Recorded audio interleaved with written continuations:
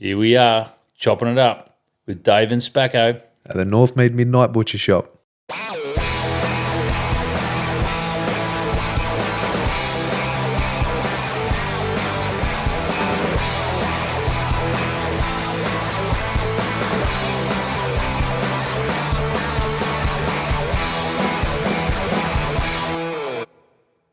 Hey guys, if you like what you hear, don't forget to like and subscribe to the channel so you can receive updates on when new episodes drop. Well, today's guest is a man born in North London who discovered martial arts at 18. You've been a student of Muay Thai ever since and dabbled in Japanese Jiu-Jitsu before falling in love with Australia. You trained and fought in Thailand, the UK and Australia and won 3 titles including the Aussie Thai Boxing Cruiserweight belt, and then opened Bulldog Gym in Balgowlah in 1990 to train the next generation. And Bulldog Thai Boxing School is Australia's largest and most successful with 6 full-time locations. Nick Stone, welcome to the Northmead Midnight Butcher Shop. Good day, chaps. How are we? Good, mate. Good. Welcome. Good. I just want to say, I'm still a bit upset that you dogged us last week on that. But I had fighters on Friday, I'm afraid, and we did win South Pacific title and Australian title, so it's warranted that we didn't come. It is warranted. Hunting, sorry. And then I had to go and have drinks on Saturday. I was going to say, we didn't go hunting till Sunday. Yeah, that's part of my excuse. Anyway, don't bully me. Well, you missed out, mate. You missed out. You saw the photos. I certainly did. It was a cracking trip, that's for sure. Anyway, that place is still there, and we're going again next year. And Yeah, I'm looking forward to that. You may or may not get invited. I probably won't. No, I'm looking forward to it. I always do. But just that also the missus was busy, and we've got children, as you know, one child. We understand. So you understand. Okay, don't let's not go. Anyway, it's a nice good weather excuse. been having lately, isn't it? Yeah, for sure. Well, thanks for sitting down with us, mate. Yep. I'm sure since 1990, what's that, 33 years. Yep. You've had a lot of fighters come through your schools. Thousands. Yeah, thousands. So you've certainly touched a lot of people in a positive way and influenced a hell of a lot of probably mostly young men, but plenty of young women too. It started off as young men all the time, and then we started teaching ladies only classes. It was just like a thought that I had. Why don't we do girls only classes? That was probably about 20 years ago. I think I started teaching ladies only classes, and it went berserk. We had like 50 girls sign up. There's a thing on the Northern Beaches called Manly Ringer Community College. It's a free booklet they gave out, and you do computer courses, photography courses, and stuff like that. And I approached them. I said, "How about doing a ladies only kickboxing course?" And they said, "Oh, what's that?" And I said, "Well, just it's Muay Thai boxing. Just teach girls self-defense skills, blah blah blah blah." And they said, "Yeah, let's give it a go." And on the first course that they did of 8 weeks, the first term, we had like 45 people sign up, and the college administrator come and saw me and didn't even know what Thai boxing was. I showed him the gym, and he said, "It's just mad. So we've never had any course like this. It's just gone so berserk." But I hit it right at the crest of the wave. I think Thai boxing had been in, for ladies only, we're talking about here, had been in the news and in Vogue magazine and in Life magazine and stuff like that, for girls doing it, punching and kicking and stuff. And I just hit it right at the crest of the wave, and I flew in there, and every term we'd get 40 times 50 girls in it. And on the strength of that, I had to open a bigger gym, which is, I was teaching at Balgowlah, up in the top of Balgowlah, and I moved down to the bottom of Balgowlah, and the gym was 3 times as big as I had before, high rent, 3 times rent, but I just nailed it with the girls, and we was getting packed classes all the time. Was this 15 years ago? About 20 odd years 20, ago, because it was before we started. That's right, yeah, before you started, yeah. And it was huge. And on the cusp of that, we just kept flowing on with the bigger gym. And I've actually stayed there. So I've been the gym we are now in Manly Balgowlah. I've been there, I think, for 26 years and haven't moved since. We've always thought about going bigger, but we just never did. Never bothered really, so we stayed where we are. It's been very constant since then, though. So, do you think you need to go bigger? You just structure it in a way now. where you can. Yeah, we've got to structure it better. Like my wife Danuta, she now works. She never did work with the gym. She's always done her own thing. But in the past year or two, since COVID, she did a management and sort of sports management course, and all these experts. It cost about $20,000, but it was an absolute blinder because it taught us so many new lessons. If we'd done this years ago, we'd have a huge gym now. Not that I really want that, to tell the truth, because 60 years old now, and I'm really, I'd like to retire and maybe, I'm passing over now, like this conversation we had earlier on about some of the other guys doing the corners for the fighters. I've spent the last 33 years, in changing rooms every weekend, like, in Cairns and in Brisbane and in Tasmania, wrapping people's hands, watching people fight. And I'm a little bit over that as well. I teach nearly every day, but I don't want to set up a team, which I have got behind me now, of guys who do that for me, who are going to be the next generation of coaches and teachers. Although I'd still like to keep my hand in and dabble with it, because that's the bit I like. Like Friday, we won a couple of titles on Friday night, just at DY. That's fantastic, But if I can let the other guys go and do my job, and the fighters are happy with that, then good. It's good. And just go every now and then when you. Yeah, that's right. If I you can, do it every now and again. So I try now. I used to work 7 days a week, of course, and do privates on Sunday and Saturday, PTs and stuff. I just don't do that anymore. I work Monday to Thursday, and I do Friday mornings. I just take the time off because now I've got a son who's 13 years old, so I try and spend a lot more time with him on Friday, and we go away for weekends and stuff like that, fishing or whatever it is. But I just need to spend more time with the family than I used to in the old days. Nick, do you think you get to a certain age and your job is actually to pass on the skills and the information to the next generation? Because otherwise, if it dies with you, exactly. what was the point? What's the legacy? Well, my son, he's 13 now. He teaches sumat. He teaches Thai boxing at the gym, but only little kids, and he's very good at it. And I coach him how to teach as well, and I watch him, and he ad libs on what I do and makes some things better. He's very cleverly minded at that, and people like him as well. He's had a few fights as well, so I'm just sort of slowly guiding him through it, and hopefully have a few more fights in the future, and maybe in 5 years or so, which would be about right, he might be able to take over the gym. Maybe 6-7 years. He can do a business course and whatever courses he needs to do. Yeah. Especially management and business course are very important because that's what it is now. It never used to be like that. He seems quite mature for his age as well. Yeah, he's very, very emotionally mature boy. Yeah, Head screwed on the right way. He is like that, yeah. Which is good. So I think he might be interested in taking the gym over. Or maybe, but he's still a bit too young. You need to get a bit of, age behind you before you start bossing people around, Yeah.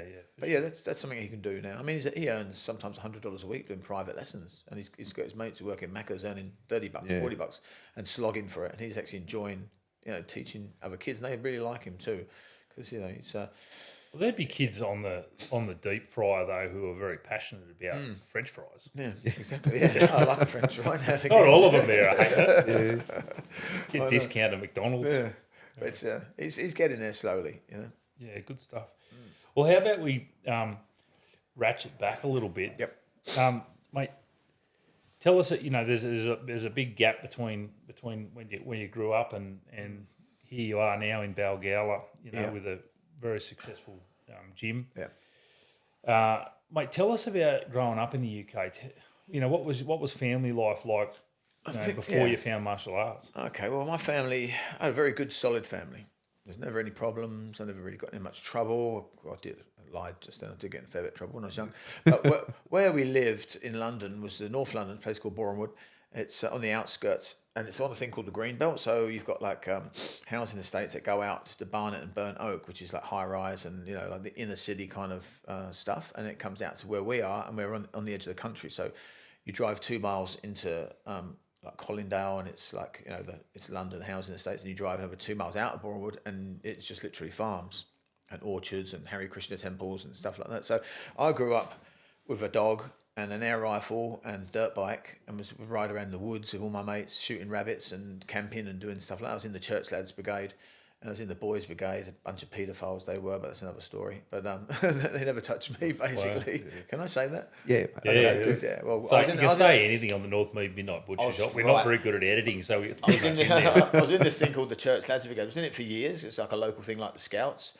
And I only realised now they were fucking grooming us. Wow. And a lot of kids did get fiddled with. And I kind of realised it years after when I was talking to some mates about the things that happened. And I got showed kiddie porn by one of these masters, these scout master guys, and they used to do things like debagging and make you run around the pitch with no clothes on, and all the time. Before it was a bit of a laugh, a bit of a giggle, but they were perverts. And we used to go to summer camp down in the Isle of Wight, and it was run by fucking paedophiles. Wow. Or definitely a few of them. Some of them are nice guys, but a lot of them were dodgy as fuck. If they were nice And I guys, they're just letting the other guys get away with that. Exactly, shit. yeah, They're that's not wrong. really nice guys. Totally Oh. wrong. Yeah, and I didn't. We realised it years later, and no one wants to know. I mean, do you report it or what do you do? Anyway, I kind of just got over it because I wasn't fondled with it, but I know some people probably were. But who knows these days? It's terrible. But anyway, that happens. And so at now. the time, you just having think fun. You don't know what's going Part on. of growing up, yeah. The punishment was putting boot polish and toothpaste on other guys' cocks. Not us, but the older kids do it under instruction of these masters. Wow. Make them run around the piss. And of course, there was a medical officer there, and the word was around: if you get sick, don't go and see the medical officer. He's a poofter, right? But because no one knew what paedophiles were, they thought it was a poofter, and he was dodgy as. And just I remember going in there, he had some young kids in there crying, sitting on his knee, and like looking back on it, I was thinking, oh fucking hell, he must have assaulted so many little kids. So. Anyway, that's another story. You know?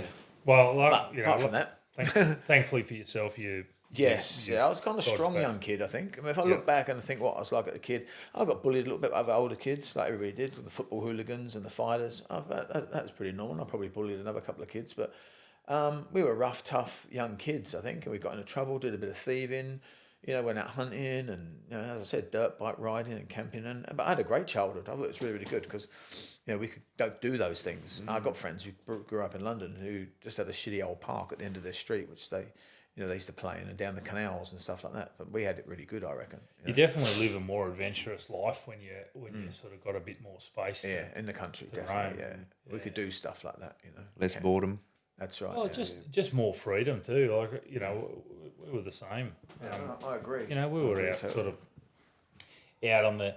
I suppose we'd say we were on the edge of the country too, because it wasn't really country, but it was certainly rural where I lived, and you could just roam around. But the things you whatever do, you want. like riding dirt bikes, hunting rabbits, fishing, and stuff like that is great. That's why I take my boy to go and we go and do that stuff all the time. I take him skeet shooting. He's only 13. He's a great shot. Take him hunting. We go fishing all the time, and dirt bike riding. That's the sort of stuff that gives you fantastic childhood memories, not shitty memories sitting around on your phone, which I hate. The kids these days, it just depresses me. Just wake up. Now my son's saying he'll wake up and he's on his phone, and I don't want to start an argument by taking it off him, but he says he's just listening to music. But whether he is or isn't, he seems to be grumpy when he's on it, and he puts it down. He's not grumpy. Yeah. So you don't have to be a rocket surgeon to work out there's a correlation. Oh, totally is. It's terrible. Yeah, and I think they banned them from high school, which is really good. So they take their phones to school. He says he doesn't get it out, but who knows? But they used to years ago. When I live opposite Balgala Boys High School. They'd all be sitting there on the grass with their phones all down, and now they banned them. They all run around playing football, chasing each other and fighting and having a bit of fun. Yeah. Which is great. I think they should ban them more. We haven't put a blocker on his phone. Not yet, because he's not too bad. He does go out and enjoy himself. He does fishing and teaching and training. So we just let him have his relaxing time on his phone. My daughter came back from when she was just in Europe, and she's hasn't brought TikTok back onto her phone. Yeah. She goes, no, I don't got no time for that. And it's like good. It's addictive. Good. It's such a I time look at it. waster. I must admit and go because it's geared to what you like, hunting, blah blah war and stuff like that. And I look at it in a little 10-second video, and another one is very addictive to keep watching it. You have to and then before you know it, you've been looking at an hour of war, and you think, the world's it's horrible. The world's wrecked, and then you walk outside and the sun's shining and the birds are flying past, and you go, oh, hang on a minute. That's it.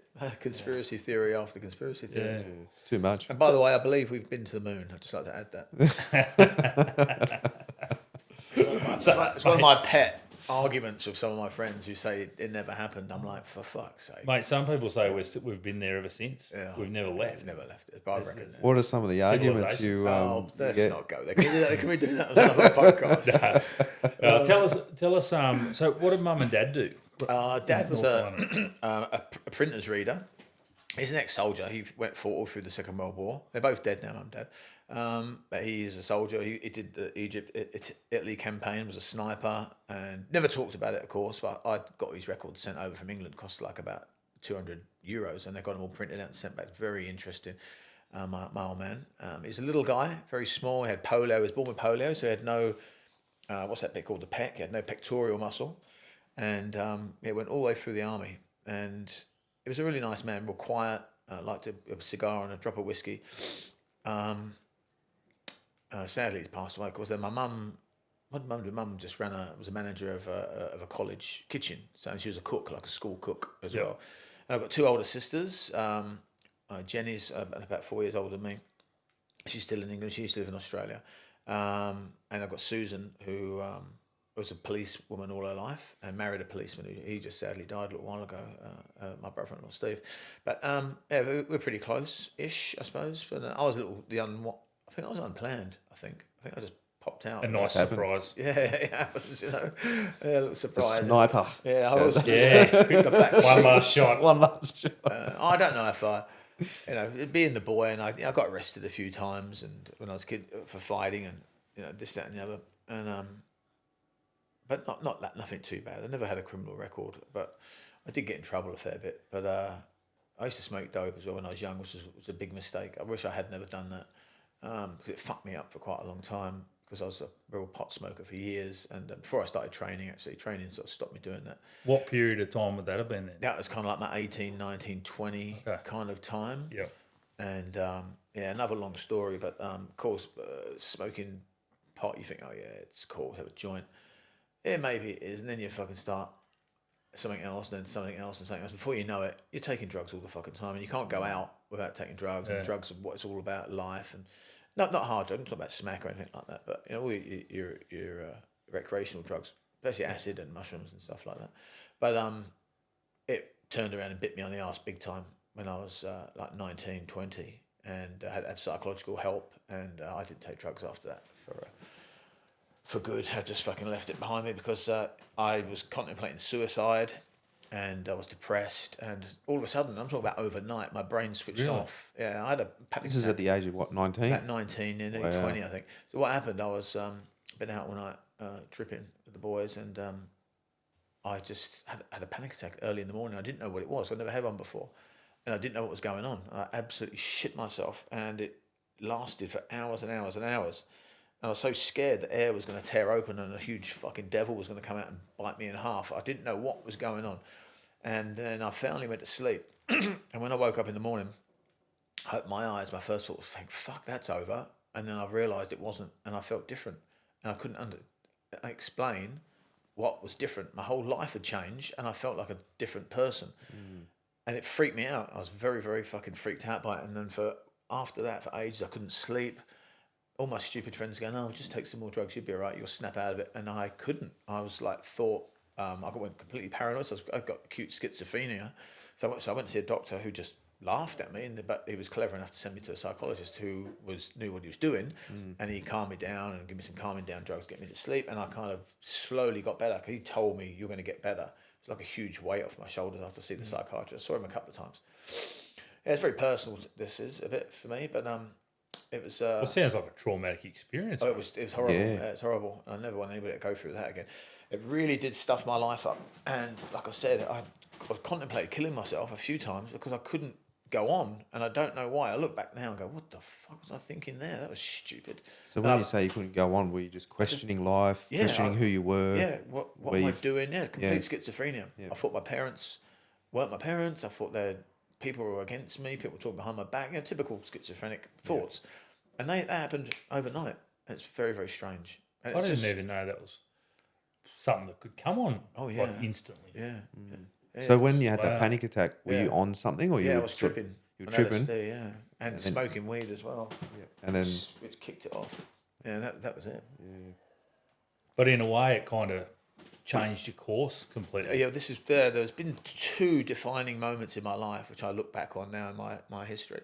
That was one of them, which was a bad one, and there was another one later on when I decided to move to Australia, and I just went, fuck it, I'm going, and I left. But that moment there was terrifying and very, very unpleasant, and but it did change the way I thought about stuff. But I went to see the psychiatrist the second time, and he said, "What are you doing with your life?" And I said, "Well, I was doing fuck all. I was working in a factory, and I said no money, and I was depressed and probably overweight, and thought, oh fuck this, I'll just kill myself."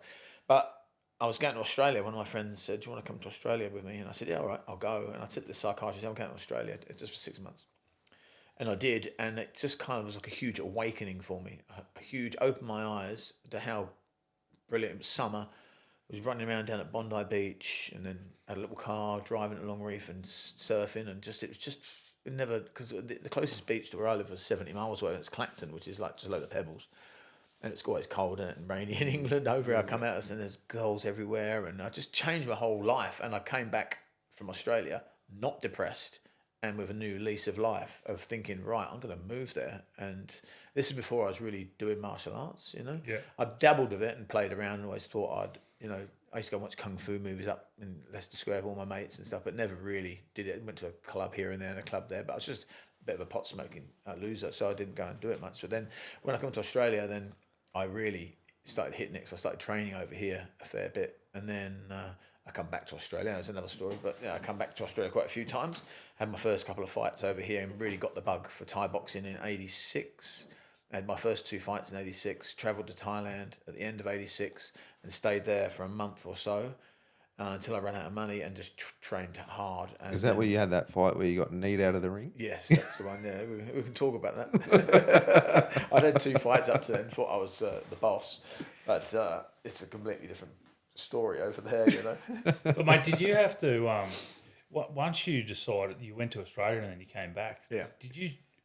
What happened with your friend network and your friend circles? Because were they all still on the drugs? You've had this. Yeah. You've had this epiphany. I changed. and whole shift. Yeah, I moved on from a lot of them. Yeah. Just, and that kind of going out the pub and getting stoned and seen and going out the weekends and partying and stuff. I kind of just moved on. But I got a girlfriend as well then. I was 20 and I got a girlfriend. So I'd never had a girlfriend before that, because I was just hanging out with all the boys all the time, and that changed me. So I'd spend more time with her and stuff like that. So yeah, it's very different. I just dropped it all and just. So for changed. people who might be listening who have a bit of a substance abuse problem, or maybe even just they're hanging around people who they know aren't really that good for them. Yeah.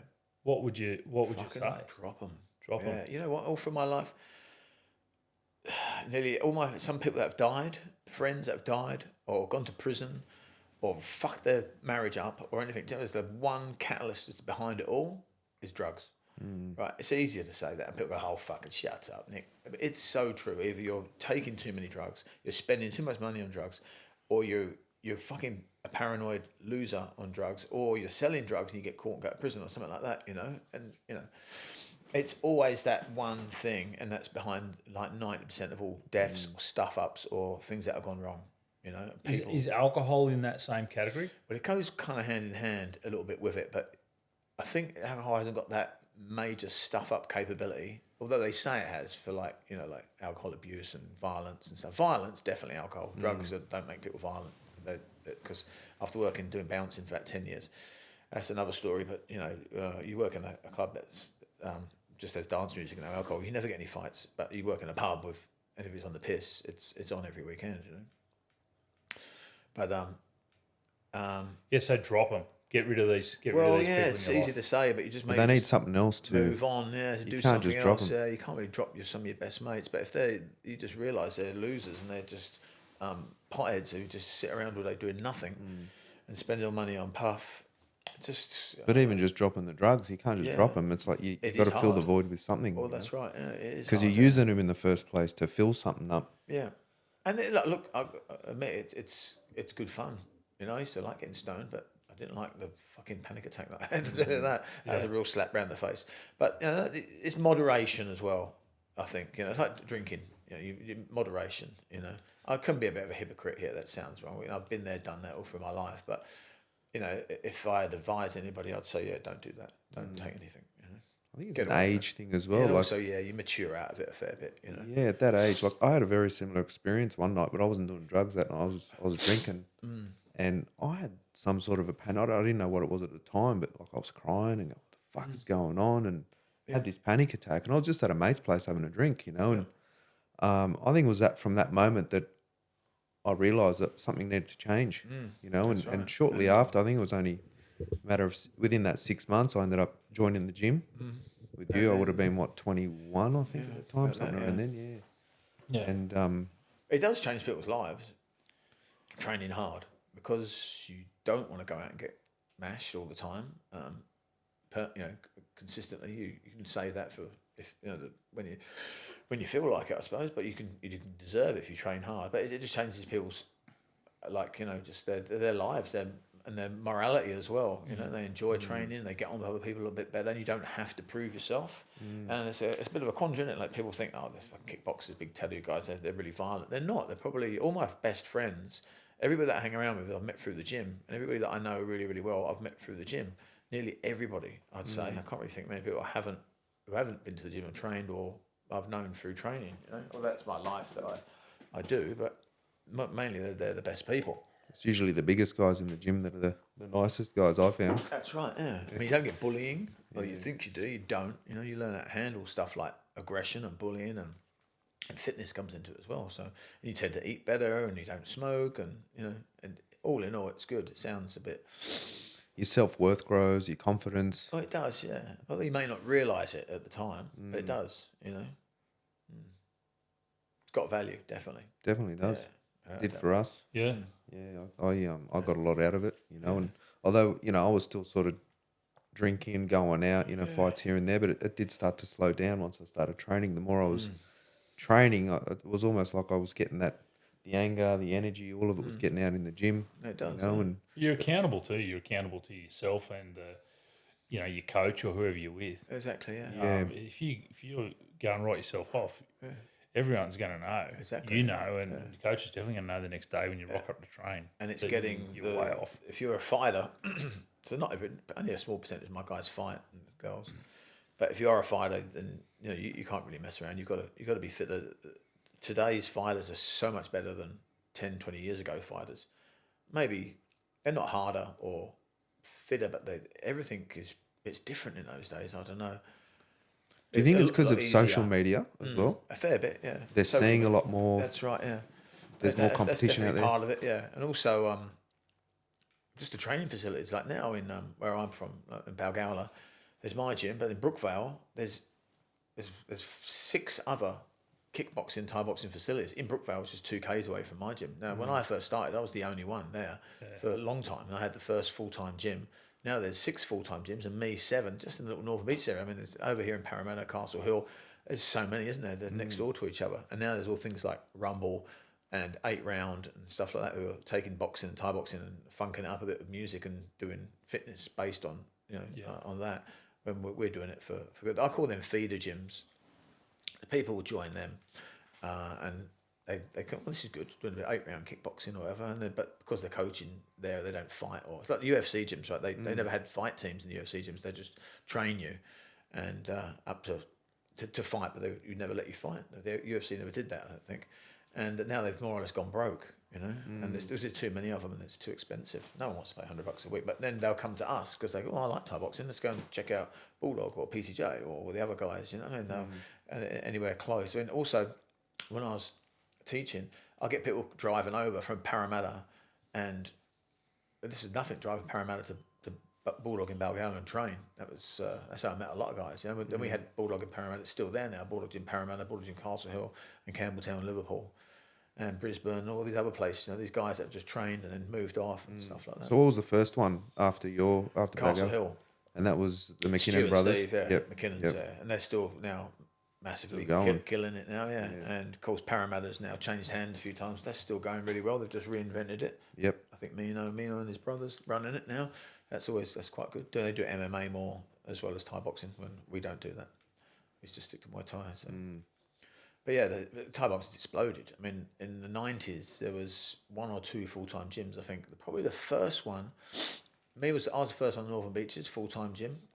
And then I think Double Dragon had a full-time gym with Mick Spinks over in, down south there. And then I think Colin Holland and Sung Doi had something in Parramatta, Liverpool area. But then that's 3 in the whole of Sydney, full-time schools. Now there'd be, 50, 100? God knows. Yeah. Countless. And people making money out of it too, like just doing, like me, just teaching Thai boxing full thing and making an okay living, which is great. I think it's fantastic. Yeah. So it's huge. There's a big fighter pool and it's great. Yes, that's why the level's so much higher. There's just so many more good quality fighters. Beginners now have got their own massage therapist. They're sponsors from sports supplements. Yeah. They can train 7 days a week personally with Thai trainers here. Yeah. And it's just, remember the old days, we were just, us training with each other, They've got their careers planned That's already right, before they even step before foot they into the step gym. ring, It's funny. They got 100 supporters. They could sell, some guys we never fought before, we could sell 100 tickets to a show, $8,000 of a tickets, they'll sell it like that. It's fantastic, And but the money as well, that hasn't moved. I think I got paid. I was telling this the other day. Sam Patel, he fought on Friday for South Pacific title, and he won that. He got $1,500, which is kind of just reasonable for a pro fight for doing 5 rounds. But I got that 33 years ago in 1990. I was 1,500. 1,500, and I got $2,000. Which is in worth Perth. way more. Was way more probably then. 10 grand. What's that compared to now. compounded? Yeah, that would be 10 10 grand. But grand. it hasn't compounded. It's stayed the same, if not gone down. Wow. So $1,500 and a ticket deal for just a local fighter is not too bad. But that's what I got in Melbourne. But I didn't sell any tickets. No one knew me from Borough Soap. See, so and that's what they offered me. It's not all like negotiated. So I got $2,000 for one fight as well, which I thought was great. Well, Nick, where'd the money come from back then? Well, I think why isn't it the there more now? sponsors, the promoters down there, they're quite big shows. Christopher Cronus and Tarek Solak had big shows down there, and they had big sponsors behind them like Crazy Johns and stuff like that. But also they were, Christopher Cronus was a millionaire anyway for his clothing business, and that's how I fought on a few of his shows. So I think that's where their money come from. But they could throw money into it a bit more than I could. So I do 3 shows a year, but I only do amateur shows, so I don't pay anybody. I just give them like ticket deals. So I just can't be bothered getting pros in and paying pros and overseas flights. So it's just too much. Let somebody else do that. I've done it before. It's just too much hard work. So tell us how you ended up.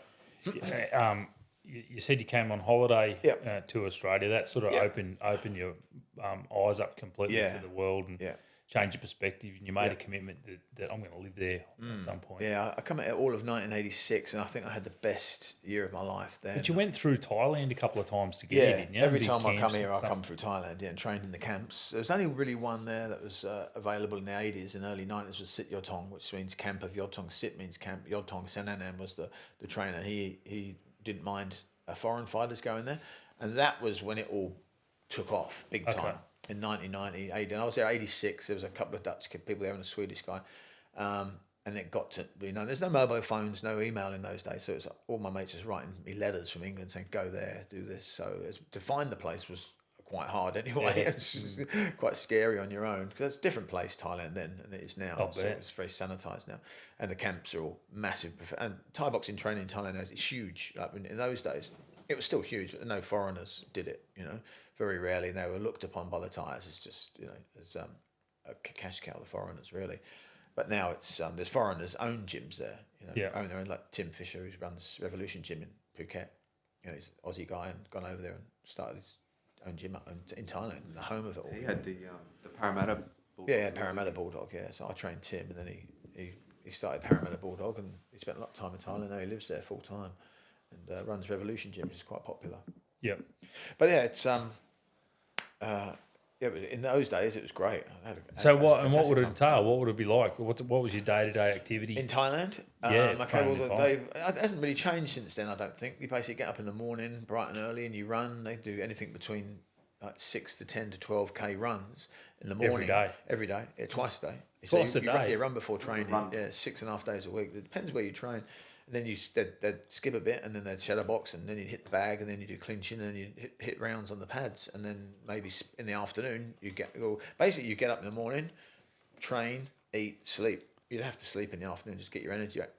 Then you get up in the afternoon, and then you'd run again, but maybe not as far, and then it's all conditioning, and then you train fairly easy but hard, if you know what I mean. It's the sparring's easy in Thailand. Like when I went to Holland and sparred over there, the fuckers try to knock you out all the time, and did, but in Thailand it's all easy, and they just train long. So you will be doing 6 hours a day training easy in Thailand, especially in those days. That hasn't changed much. Now they do some hour sessions and stuff. They've toned it down a bit. But yeah, in the afternoon you do pad work, more clinching, light sparring, then you eat and sleep, and that's it. That's the life of a fighter, basically over there. And that's very hard because to go to Thailand, your feet But there weren't no mats in those days either. I remember, like, City of Tonga had no mats. They didn't exist. You know, like training mats. Yeah. Well, they didn't have them. They just had the concrete floor, and the tyres would train on that and skip on it because their feet are like fucking hard. And I used to, when we run, but you want to get in the ring because it was just canvas and a bit more spongy in the ring, you see. It was rough and ready. There was like grass surrounded the whole place, and they wouldn't let you walk through the grass. It was full of snakes, and you drink out of their well with the tyres. And of course, I got sick as a dog there. Everybody got really sick to get used to that water. And yeah, it was a bit rough, but it's good though. But the thing is, you didn't know any better. Yeah. So you didn't know how good it could be, and you'd eat with the tyres and learn some of their their language and have a bit of a laugh, and that was great. And then after a few years, when I went back, the Farangs and it had their own little kitchen, and I remember breakfast was egg and chips one day, and it was cold, and I thought, fucking, what about the beautiful Thai, curries that they used to cook for us for breakfast, and it didn't happen anymore because they thought we wanted that, but we didn't. I didn't. You wanted the full so Thai experience. Oh, you couldn't eat with the Thai fighters and the Thai families before, like you used to in a big communal kitchen. They'd separated all the foreigners, But I think a foreigners caused a lot of fucking aggro there as well over the years, just like not knowing any better, bringing hookers back to the camp, getting pissed up at the camp and being silly, and they're not training properly. And I think little bit by little bit, they distance themselves at that camp. And then other camps sprang up, which would entertain foreigners, have a few Thai fighters, but have more foreigners there. But you do learn a whole wealth of good stuff over there. But it takes time. You can't go there for a week and then just think that's it. You've got to go stay for months and months. They respect you. The longer you stay, the more they respect you, the more they show you. But it's just a longer lasting thing, But it's great there. I went back a couple of years ago. I went back there. Did you go to camps? Because I know you've been at the Fairtex. Yeah, we had a little train. Me and Samet did. That was good. I don't do too much these days. I just boxed a little bit because my knees are a bit too sore. So, but Samet trained a bit. He loved it. Been to Fairtex a few times with the boys. So we used to do big camp trips. Like 20 of us go over there for 2 weeks. But now we haven't done it for quite a while. I'm trying to organise one for March this year. But yeah, of course it's expensive now, isn't it? He's gone. Right before the rut. Yeah, you're not going to be here, mate, for the hunting trip. School holidays. He's already gone. He's off the list. School holidays in March. I've got to go because can't take a kid out of school these days, Yeah. But anyway, I'll try my best. We got another one in May as well, I think. I contacted that Raptor Ridge the other day about hunting because my mate Damien went there. He said it's really, really good. Yeah. But that's where. Well, Charlie, who was on 2 podcasts ago, on episode 2, he guided and still does the odd guide for old friends and stuff at Raptor Ridge. He's been one of the hunting guides for years. I want to go there because I want to teach him how to hunt. And it'd be good if he can go there. So I've emailed him. They haven't got back to me yet. But my mate Damien, his ex-soldier, he's going there with his kids. So I said, look, I'll come along with you. So we're just working out a date, Yes. Well, Thailand, anyway. We'll talk more about that. That was. Yeah. Well, do the Thais think that Thai boxing is the best martial art? Yeah. Do all martial arts think that their martial art is the best martial art? I think they did until it got proved by the thing that when UFC turned up, and all the martial arts could fight each other in the octagon. Yeah. And they all got basically fucked up by wrestlers and boxers. Well, not boxers, Thai boxers and wrestlers. So anybody did the Gracies brought in the Brazilian Jiu-Jitsu.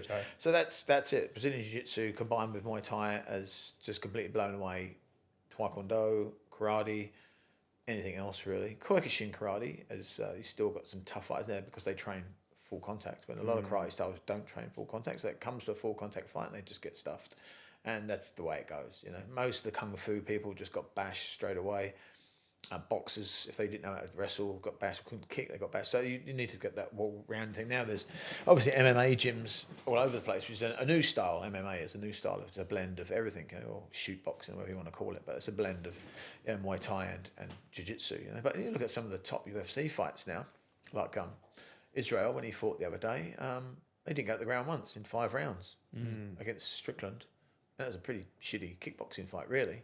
But he didn't go to the ground once. He just stood there and boxed and kicked it a little bit. It's a bit for a UFC fight. It's a bit Depends who you get matched up with, I suppose. Well, yeah, I do like a bit of the wrestling and stuff, and the submissions is great. But I suppose if you're fighting someone who is good at that, you wouldn't go to the floor. no, you'd be trying to avoid going Yeah, to that's the floor. right. Yeah. Yeah, exactly. Yeah, oh, that's the quandary of fighting as well. You know, sometimes it's great, sometimes it's boring. You know, sometimes you pay big money to watch a really good fight go out to Vegas, and it's over in 10 seconds, and you're like, Yeah. oh dear, Yeah. why did I What have bother I doing done? that? Yeah, you just never know. That's the fight game, as they say. Yeah, for sure.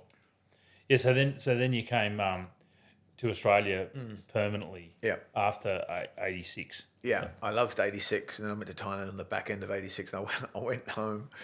So I've been here for Australia, had a couple of fights, gone to Thailand, had a fight, and trained, and then went back, and I was fit and ripped, and come back, and I went up the pub, my local pub, and one of these guys said to me, "Oh, I haven't seen you for a while, Nick. You've been staying in, saving up," and he had the same jumper on they had a year and a half later. Then I left, and I was like, And it was still summer. this is fine. This is summer, definitely. And I was like, why did I bother coming up here? But you know, everything changed, and I couldn't. I probably went on until my mates. I remember one of my mates saying, "Oh, shut the fuck up and go back to Australia if you want to." Then, and I said, "Oh, I'm going to. Don't worry about that," because everything I thought about in England, the going out, the pubs. See, okay, let me put this into perspective. Where I come from in Bournemouth, and this is no bullshit. We live 2 k's from Barnet and a couple of k's from Burnt Oak. If 3 or 4 of the lads just went for a drink in Barnet, it'd be on, right? You'd go in the pub and someone would go to you, "Where the fuck are you from, mate?" And you'd go, "Bournemouth," and you'd have a fight. So we didn't go out like that. It's changed now a lot. And in Australia, no one did that. I was travelling around everywhere and going to the pub, going here, going there. It's fantastic. I couldn't believe it. And the violence wasn't there. But when we was young, you stick to your own local and your own area because you just didn't go out to get into a fight. And that's not what you really want to do, you know? So your world's just shrunk, really. Yeah, totally. Yeah. So I come to Australia and it opened up like a huge clam. I was like, this is great. Australia's fantastic. And the beaches, the way of life and the training and everything. And I made so many good friends out here and some girlfriends as well. I thought it was fantastic, you know. So yeah, I went back home and I started hitting it really hard, training for everybody I knew. I did some instructor courses in Manchester with Master Toddy, and then I went to Holland and trained with the Dutch gyms over there. So I didn't even know they existed. Someone told me about them. I thought, oh, that sounds good. They got full-time gyms in Holland. Yeah, it's mad. Go over there, because the Dutch fighters were really, really good in those days. They ruled Europe. So we go and train, stay on a canal boat and train for a week in Holland, and that was hard. That was 10 times harder than Thailand. Thailand was easy and fun. Training in Holland was fucking hard and dangerous as well, because they just wanted to knock you out all the time. They sparred every day, every afternoon. They'd train in the morning, do the normal pad work, skip in, clinching, and then in the afternoon they'd spar, a Dutch style sparring, and it was on. You know, it was full on. I got dropped quite a few times there, and it was hard work, but I loved it as well. Though I learned so much. So the Dutch style training and Thai training are 2 different things, but you mix the 2 together. And then I started teaching back in my hometown because I wanted to continue. You know, had a load more fights, loads of fun. I was winning really good fights, and I was teaching. I started up a little club just so I could get mates and hold pads for me and stuff. And then my second biggest turning point in my life, apart from that last one when I was on the gear, is I was working at Wembley Stadium, and it was snowing, and it's like slush and just freezing cold, and I think I had about 20 layers of clothing on, and an American tank driver's dungarees, which are like a continental quilt sewn into dungarees. It's so cold, I was still cold. I went to a cafe, the old Greasy Spoon, and I was sitting there and I bought this magazine called Fighters, and it's like International Kickboxer or Combat. It's a magazine. And I was sitting there reading it, and I got to the back, and it had like editorials in the back, and there's this guy, it said, news from Australia. Because no one knew what Australia was in those days, really. No one ever went there on holiday, because England, people just went to Benidorm or to Europe, Cyprus, not to Australia. I didn't know many people in those days who'd been to Australia, except my sister and my brother-in-law. So I read this thing, and it said, Thai boxing's on the up and up in Australia. Apparently this guy, Craig Kenyon, has gone over there and he's teaching in WA, and it's really, really popular. And I just looked at this little clip and went, fuck me, that's me. I've just come back from Australia, and I was way ahead of anything they had in Australia with my skills, and I just threw it down. I said, I'm going back to Australia. That's it, I'm going. So I went home, told my girlfriend, and said, I'm going back to Australia. And she wanted to come and emigrate with me. But I couldn't leave legally, because I'd been there 3 times. No, twice. No, 3 times. I've been there 3 times already. And I already met like Bob Jones Corporation down in Melbourne, all these guys who run a big karate organisation down there, and I just said, I'm going back, and I'm going to try my luck, either if I have to stay illegally or change my name or something like that. And I just 3 weeks later I left, And she stayed, or she came with you? My girlfriend stayed, and then she got her immigration. But then I phoned her up and said, look, I was already going out with Danuta then, my wife. Oh, so that's when you met Danuta. Yeah, I met Danuta was in the end of 1990. Yeah. I moved to Sydney. I was living in Melbourne for a year, and I was still keeping in touch with my other So girlfriend. what year was it when you moved from when you were in the UK and you had that 1990. epiphany? That was 1990. Yeah, 1989 that was. And at the end of 89, I moved to Australia and I went straight to Melbourne. Melbourne. Started training and teaching with the Bob Jones Corporation guys down Yeah. there. How'd you get in though? You said I got a 3-month visa, holiday okay. visa, just Right. a holiday visa, because I couldn't get a working holiday, Yeah. I couldn't get immigration. But what happened? This is just my luck. It's just been fantastic on this thing. I met this girl down who was an immigration specialist, and she said, "Hey, show me what you've got." And I said, "I've got a 3-month holiday visa." She goes, "What do you do?" And I said, "I teach Thai boxing. I'm a martial arts instructor." She goes, "Oh, it's on the special skills scheme." So, excuse me, I applied for a 3-month extension on my 3-month holiday visa, which is apparently non-extendable and non-anything elseable, but I got it in lieu of applying for a 2-year temporary residence visa under the special skills scheme. I didn't even know this existed. So there's golf instructors, swimming and skiing instructors, and martial arts instructors on this special skills scheme. Now I've got certificates saying I'm a trainer and instructor up my arm. And I've got all the guys, Bob Jones, to sign everything else for me, my Medicare stuff. So for 2 years, boom, I was in. And I got it without even an interview from the immigration. And now within those 2 years, I paid tax and I won the Australian title, the South Coast title, the Victorian title. I won quite a few professional fights. And I was working for the Bob Jones Corporation, and boom! So after that first year, I moved to Sydney to start up teaching Bulldog, and I met my wife Danuta, and we went de facto at the end of the second year, and I got it. was she an Aussie? Yeah, she's Australian. She was a resident. Yeah, she was a resident. Yeah, she was from Melbourne, moved up to Sydney. I met her working on the door, nightclubs, on the pubs and stuff, and I went de facto because we was living together. Yeah. And boom, I got my Australian residency immediate. Well, not Funny immediate. that, like you just say, I'm going to do it. That's it. And I did it. You make yeah, up your mind. That's right. Yeah. And you just do it and you get it done. I was quite happy to stay illegally though. I didn't really get Yeah. stuff. I would have, but I probably would be kicked out by now because that's what happens. You get caught. But yeah. Then it all fell into place, and then I haven't looked back since. And I started Bulldog at the end of '90 around the area, and started teaching. I had a club in Hornsby and I had a club in Surrey Hills, just like a day, and then I had 2 nights in Balgowlah. And then after a while, when I got a load of students in each of them, I closed them all down and got my own full-time gym. So were you just renting space Yeah, in renting these in places? gyms. Yeah, I couldn't go straight Yeah. in. I didn't have no money in those And you were days. just calling it Bulldog Gym Yeah, Bulldog Gym Australia. Australia. Yeah. How'd you come up with the name? Was it in... Well, Terry Butwell was an old friend of mine. I used to train with him in Bow in East London, and he had the original Bulldog Gym in Bow. and that was just one there? Yeah, I used to have a gym called Bad Company, and another Bad Company started up in Leeds, so I changed it to just Boron Wood Muay Thai. And when I left, I said to Terry Butwell, he's now deceased, can I use Bulldog Gym in Australia? Because it's just a classic name, it's my English heritage, and I love the name, and there's no Bulldog Gym there. He said, yeah, go for it, mate. So I did, I always kept in touch with Terry. And yeah, he died a couple of years ago. And then I left my gym, which is Boron Wood Muay Thai. I left it to Will Kelly, who changed the name to Diablo Gym, and that still runs to this day. Wow. Diablo Gym, yeah. So he's kept that going and trains loads of good fighters. And it's In the fantastic. same location, or? No, he's moved a little bit out of where we were, just a couple of miles. I think it was Finchley Boxing Club. I'm not sure if he had a full-time gym somewhere, but it's hard getting a full-time gym in England around where we are because the real estate doesn't really work that way, you know. So most people hire boxing gyms or PCYCs kind of Halls thing. and stuff, Yeah. yep. Scout. That's all I had was a scout hall, you know. And so, yeah, you opened up the gym here. Yeah. That was shortly after you met. Yeah, sort Danuta? Danuta, yeah. We lived. So I had a great job. Just so lucky again. I was living with a couple of friends in Freshwater, and she saw a job put in by one of her bosses in the real estate company, and it was to be a caretaker in a big block of units in Fairlight. So job was a free unit and $50 a week, and all I had to do is sweep up the car park, put the bins out, do stuff like that, and I stayed there for 23 years. Like, was that place? Yeah, a little tiny place.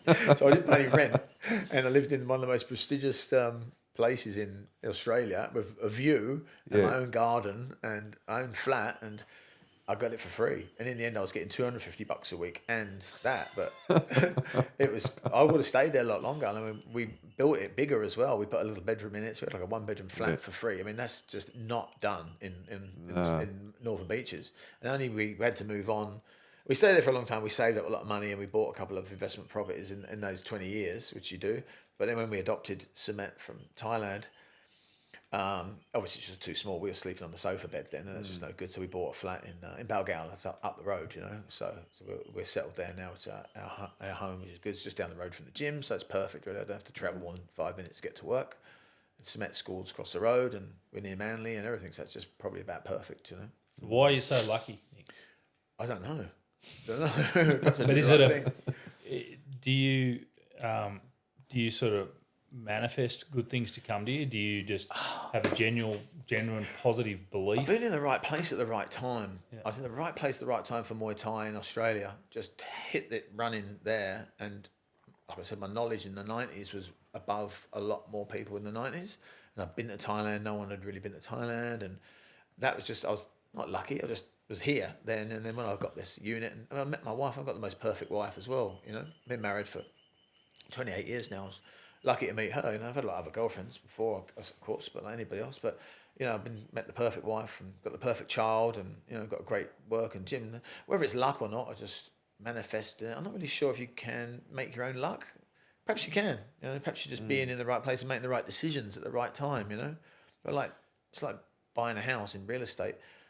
We've made a huge mistake. We bought at the top of the market a house in Bateman's Bay, and then 14 years later on, it went up $5,000.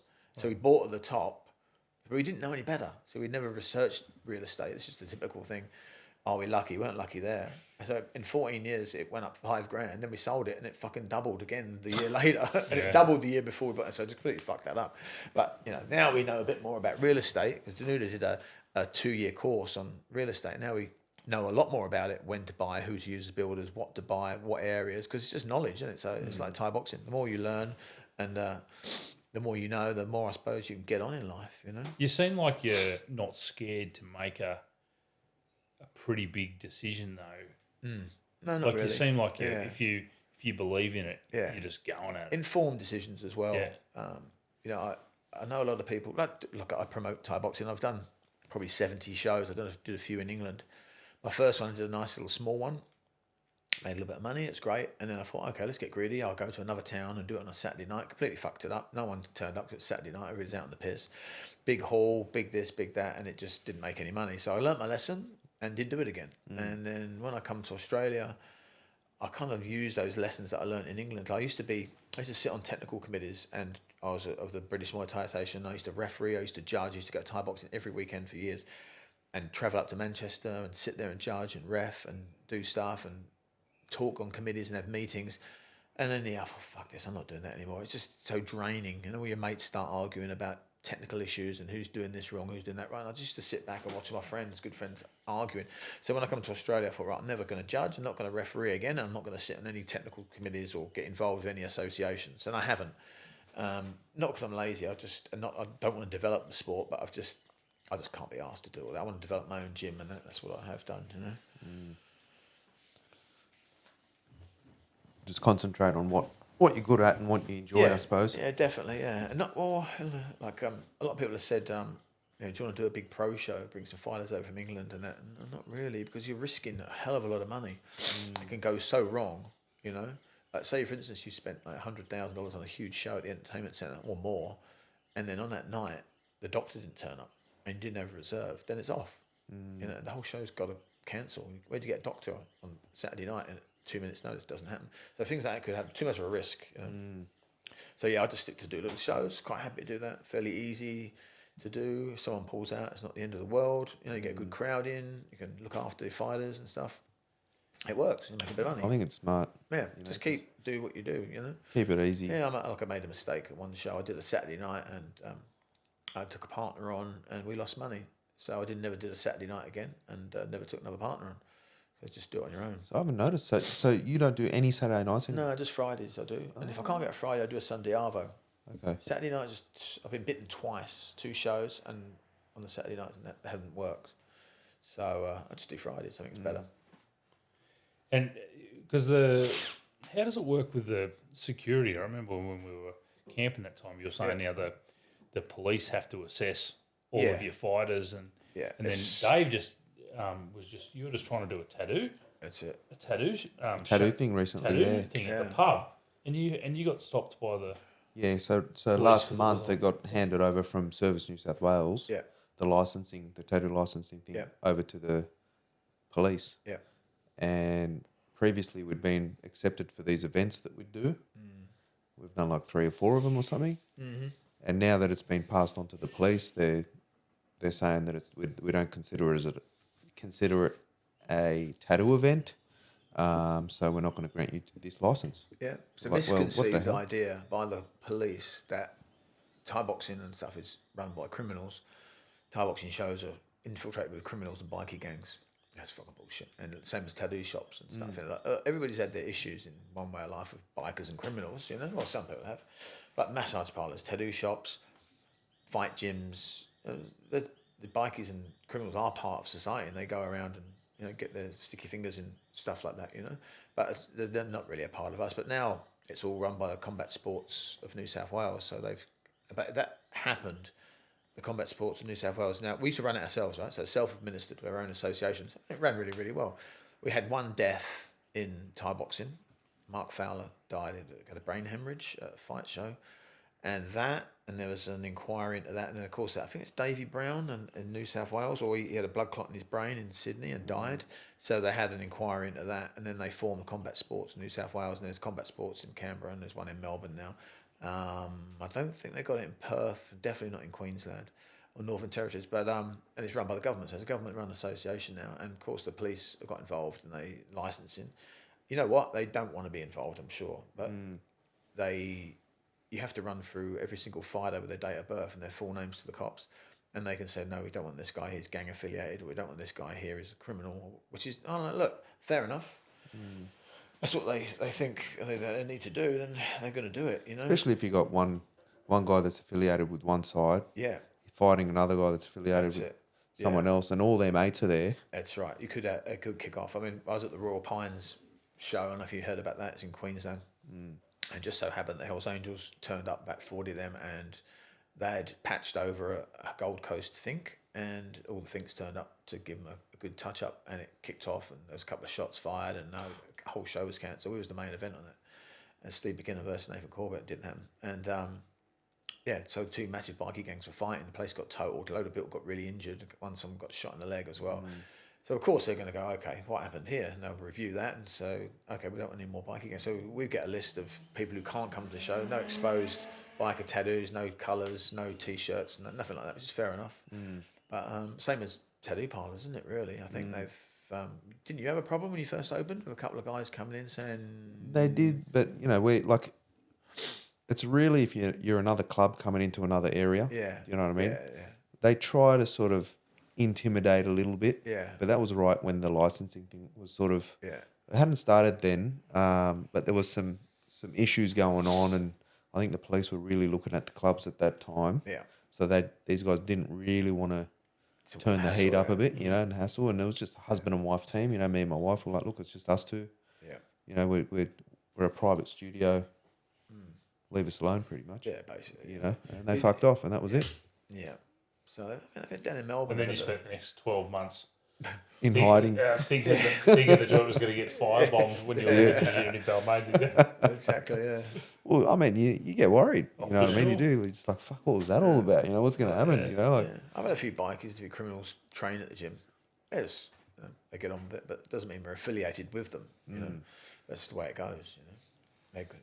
If they go to a local bakery, it doesn't mean the local bakery is Affiliated. to the Banditos or whatever. But that's the way it is. Yeah, but obviously the cops are on it, and that's their way of tightening the noose on that. But it really hasn't really caused any drama really at all. You don't get gangs coming to. But you know what? Out west, they've had some serious fucking punch ups in the audience there. My shows, not as much. I've had one little punch up about 4 or 5 shows ago, and it was just a scuffle, and the cops were right on it as well. They were actually happening right in front of them, about 2 rows in front. I was chatting to the sergeant of licensing, and it just kicked off. A couple of guys just taking the piss out of each other, and they just started throwing punches.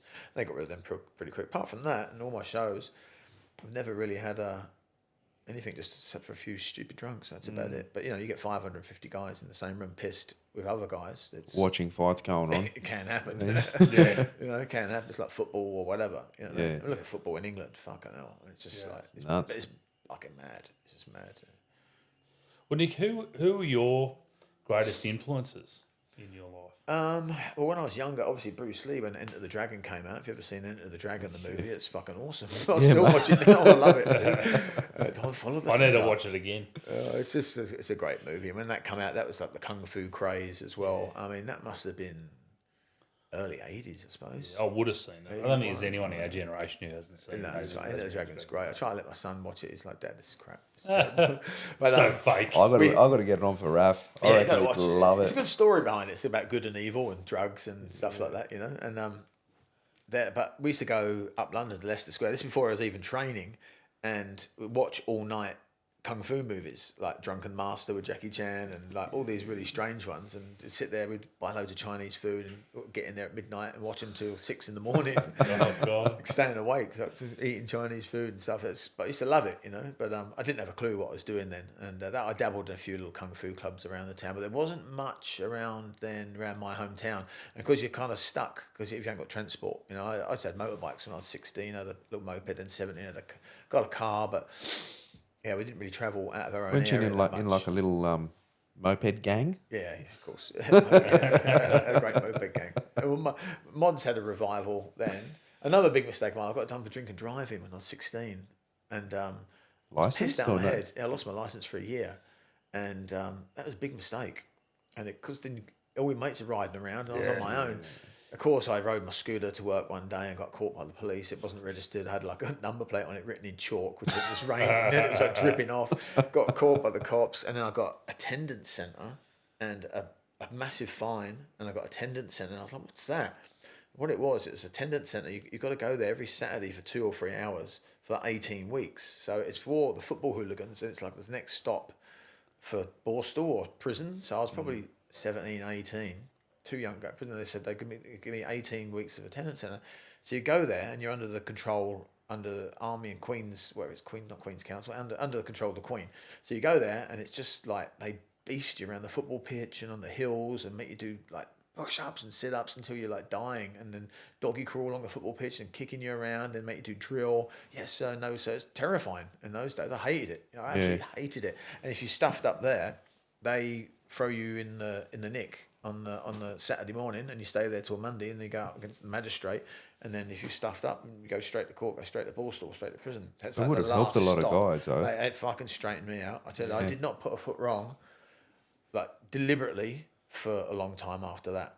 I thought, if this is what it's like in prison or Borstal, I don't want none of it. You know, it Do you really think we're did too sort me out. soft in society these Yeah, days? definitely. Like you know, with young fellas Yeah, definitely. getting off the rails. Yeah, need to be punished. Now you can. I reckon get national away with- service, bring that national service. Now looking at it from an old man's point of view, I think it would do people a lot of favours bringing back national service. You know, a couple of years in the army, get people straightened out, and it'd save a lot of, you know, a lot of problems in the future. I think, you know, why not? I'm talking about England, but also Australia should do it as well. We've got a fantastic country here. They should definitely do national service. Do you think it'd be good?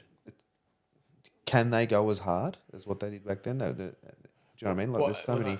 I don't think there's too many left-leaning people in decision-making. Yeah, that's right. Yeah. You got no chance of getting national That's service. right. Yeah, it probably would never happen now, but I think it'd be a great idea. You know, why not? Everybody hate it at the time, but I think they'd like enjoy it after they realise what good it did them. Yeah. You know? Yeah, Yeah. definitely. Yeah, why not? You know? But I think it should be. Yeah, but perhaps it could be an option for kids who've gone the wrong way. Hey, Yeah. you can go and sit in juvie. Yeah. or Well, these you little can go and do kids this. one kid that is nicking stuff from Woolworths across the road from our gym, and Mark, one of the trainers, works in there, and he says not allowed to touch them, not allowed to try and catch them. If they pull a blade on you, a little penknife, so we're taking that behind, they just give it to them. Like, they fucking give it to them. Give them a baseball bat over the head. You know what I mean? They're not allowed to do that anymore. Are you? You can't get a bat out and whack someone. Like, you'd be in all sorts of shit. Yeah. But they got some kid there they nicked the other day. There's two of the Woolies guys held him down, and the cops come. They let him go, and he's got 48 separate charges against him. His 17-year-old For holding the kid down.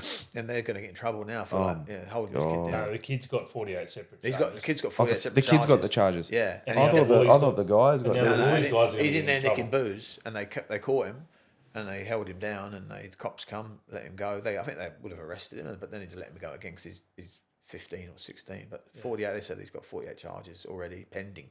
Fucking chuck him in prison. Fuck's sake. Yeah. Well, that would be a good option.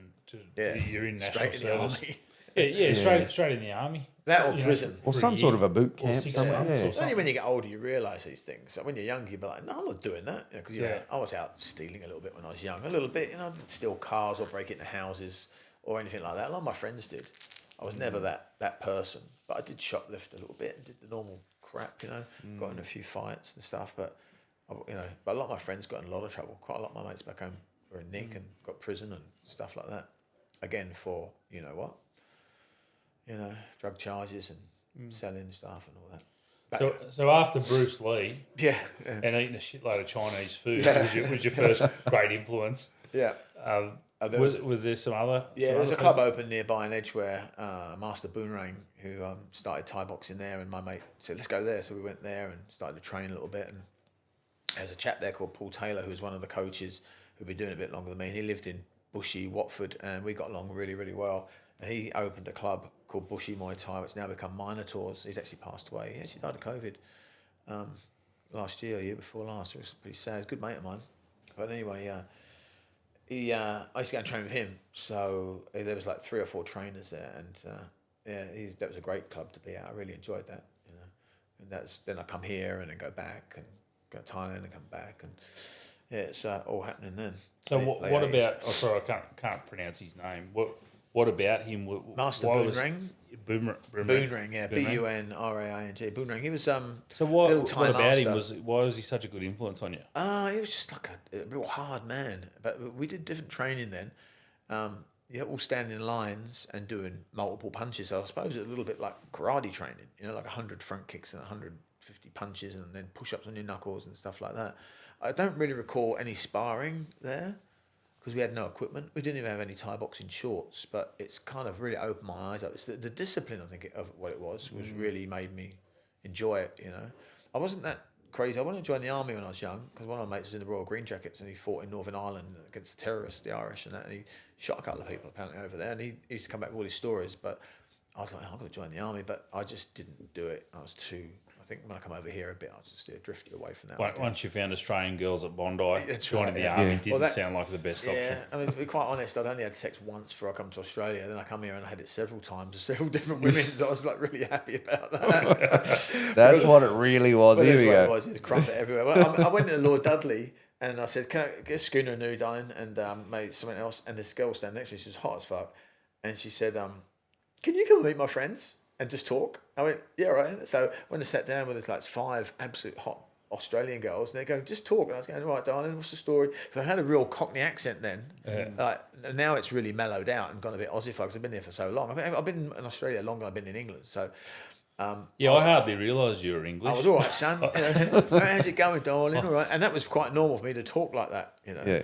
And they were giggling and laughing, and I was well in there, So I would suddenly realise I got something special here. I had no problem with pulling chicks, it was great. So that turned my sort of eyes around to Australia as well, Right. So it wasn't really the magazine No, clip it wasn't. No, that was the last time. I've been here. This is '86. I was just starting it. When you're weighing up, could join the army and train through the English winter, or I could go back to Bondi. I've got to go back. I've got to go back. Great, yeah. I had so much fun over here. It was a really good laugh. I was working. I always had jobs over here. I was doing security and had a good crack, doing different jobs.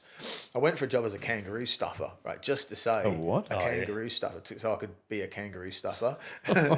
It was a job in the. So what's that job? What do you do? It's they had little baby dead kangaroos, and they'd skin them, and you'd have to stuff them to make little toys of real kangaroos. Yeah, wow. Like taxidermy.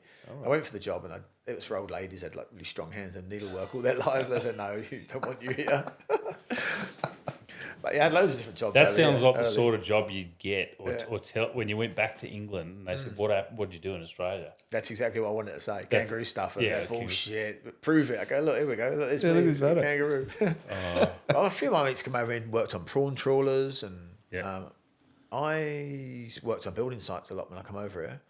And but then I started in the security industry, and then I stayed in the security industry nearly for a long, long time. Yeah. Because it was easy, and I was working with people who trained too. Yeah. So that's how I got into it. Like my first night, I'll tell you, fucking funny.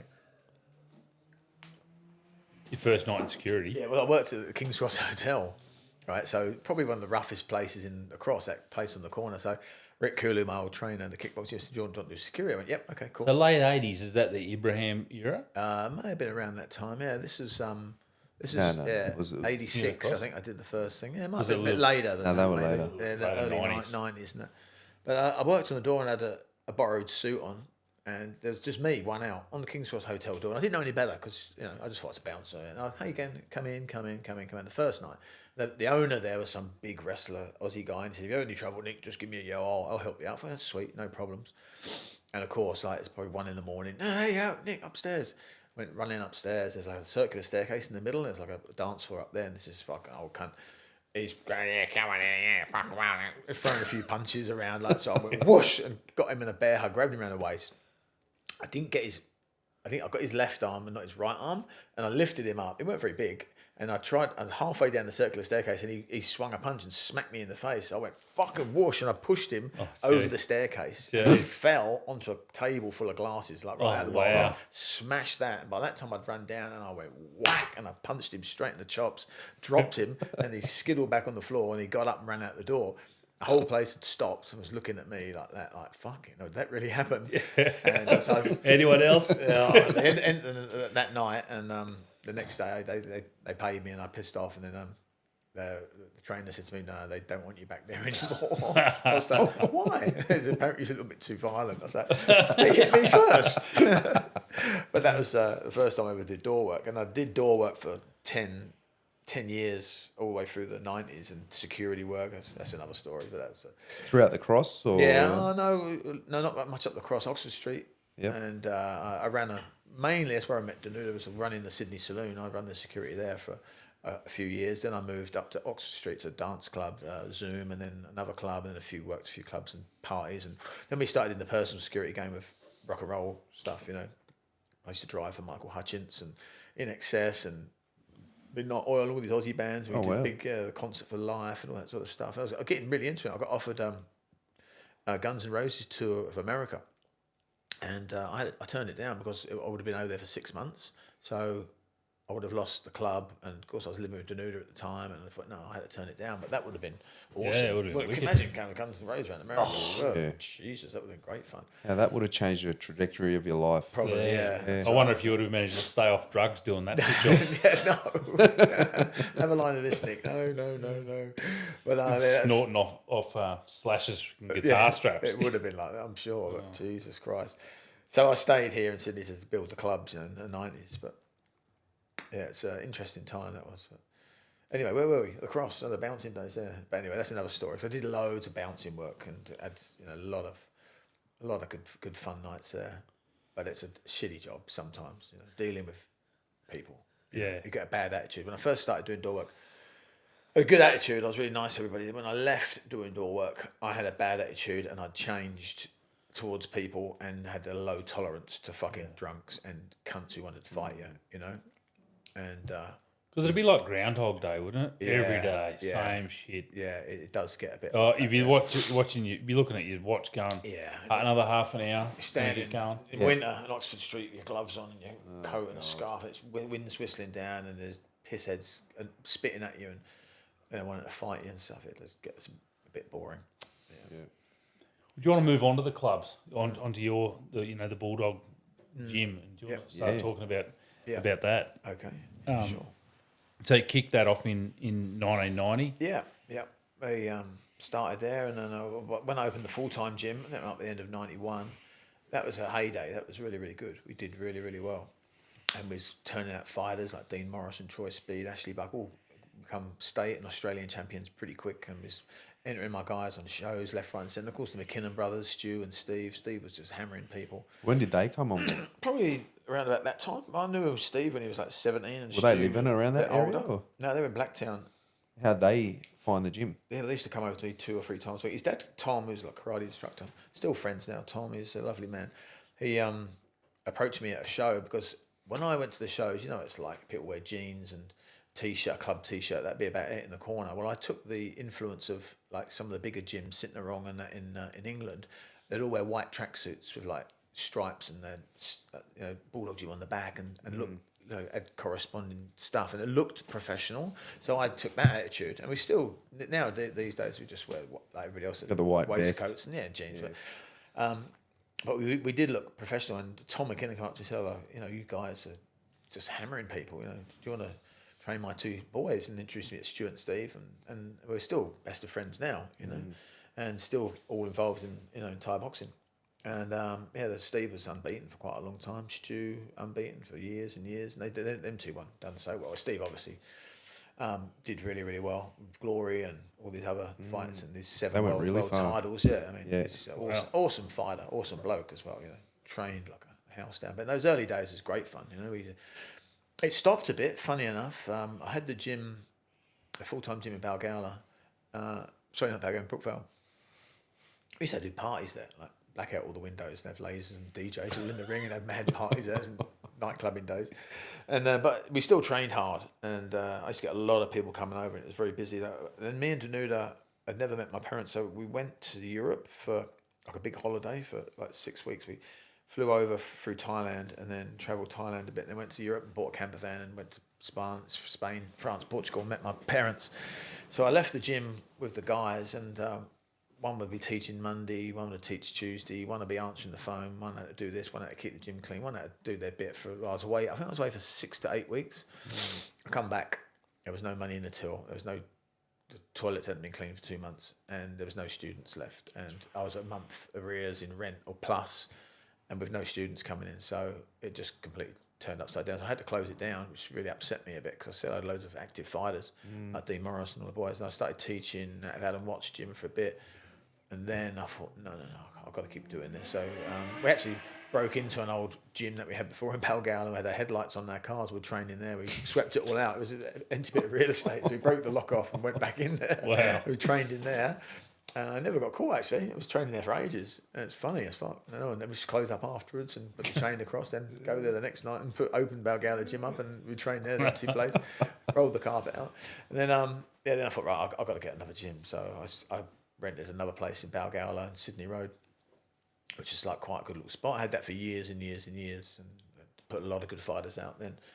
And then, like I said about the girls thing earlier on, we just started teaching girls, and that was so packed in there, I had to get a bigger gym. So on the strength of that, we got a gym where we are now, which is a nice big space. And that's actually, after COVID, we've grown the space as well. We've got a little bit more, another quarter size of the gym, another 50, 60 square metres. And it's fine now. For what I want now, it's fantastic.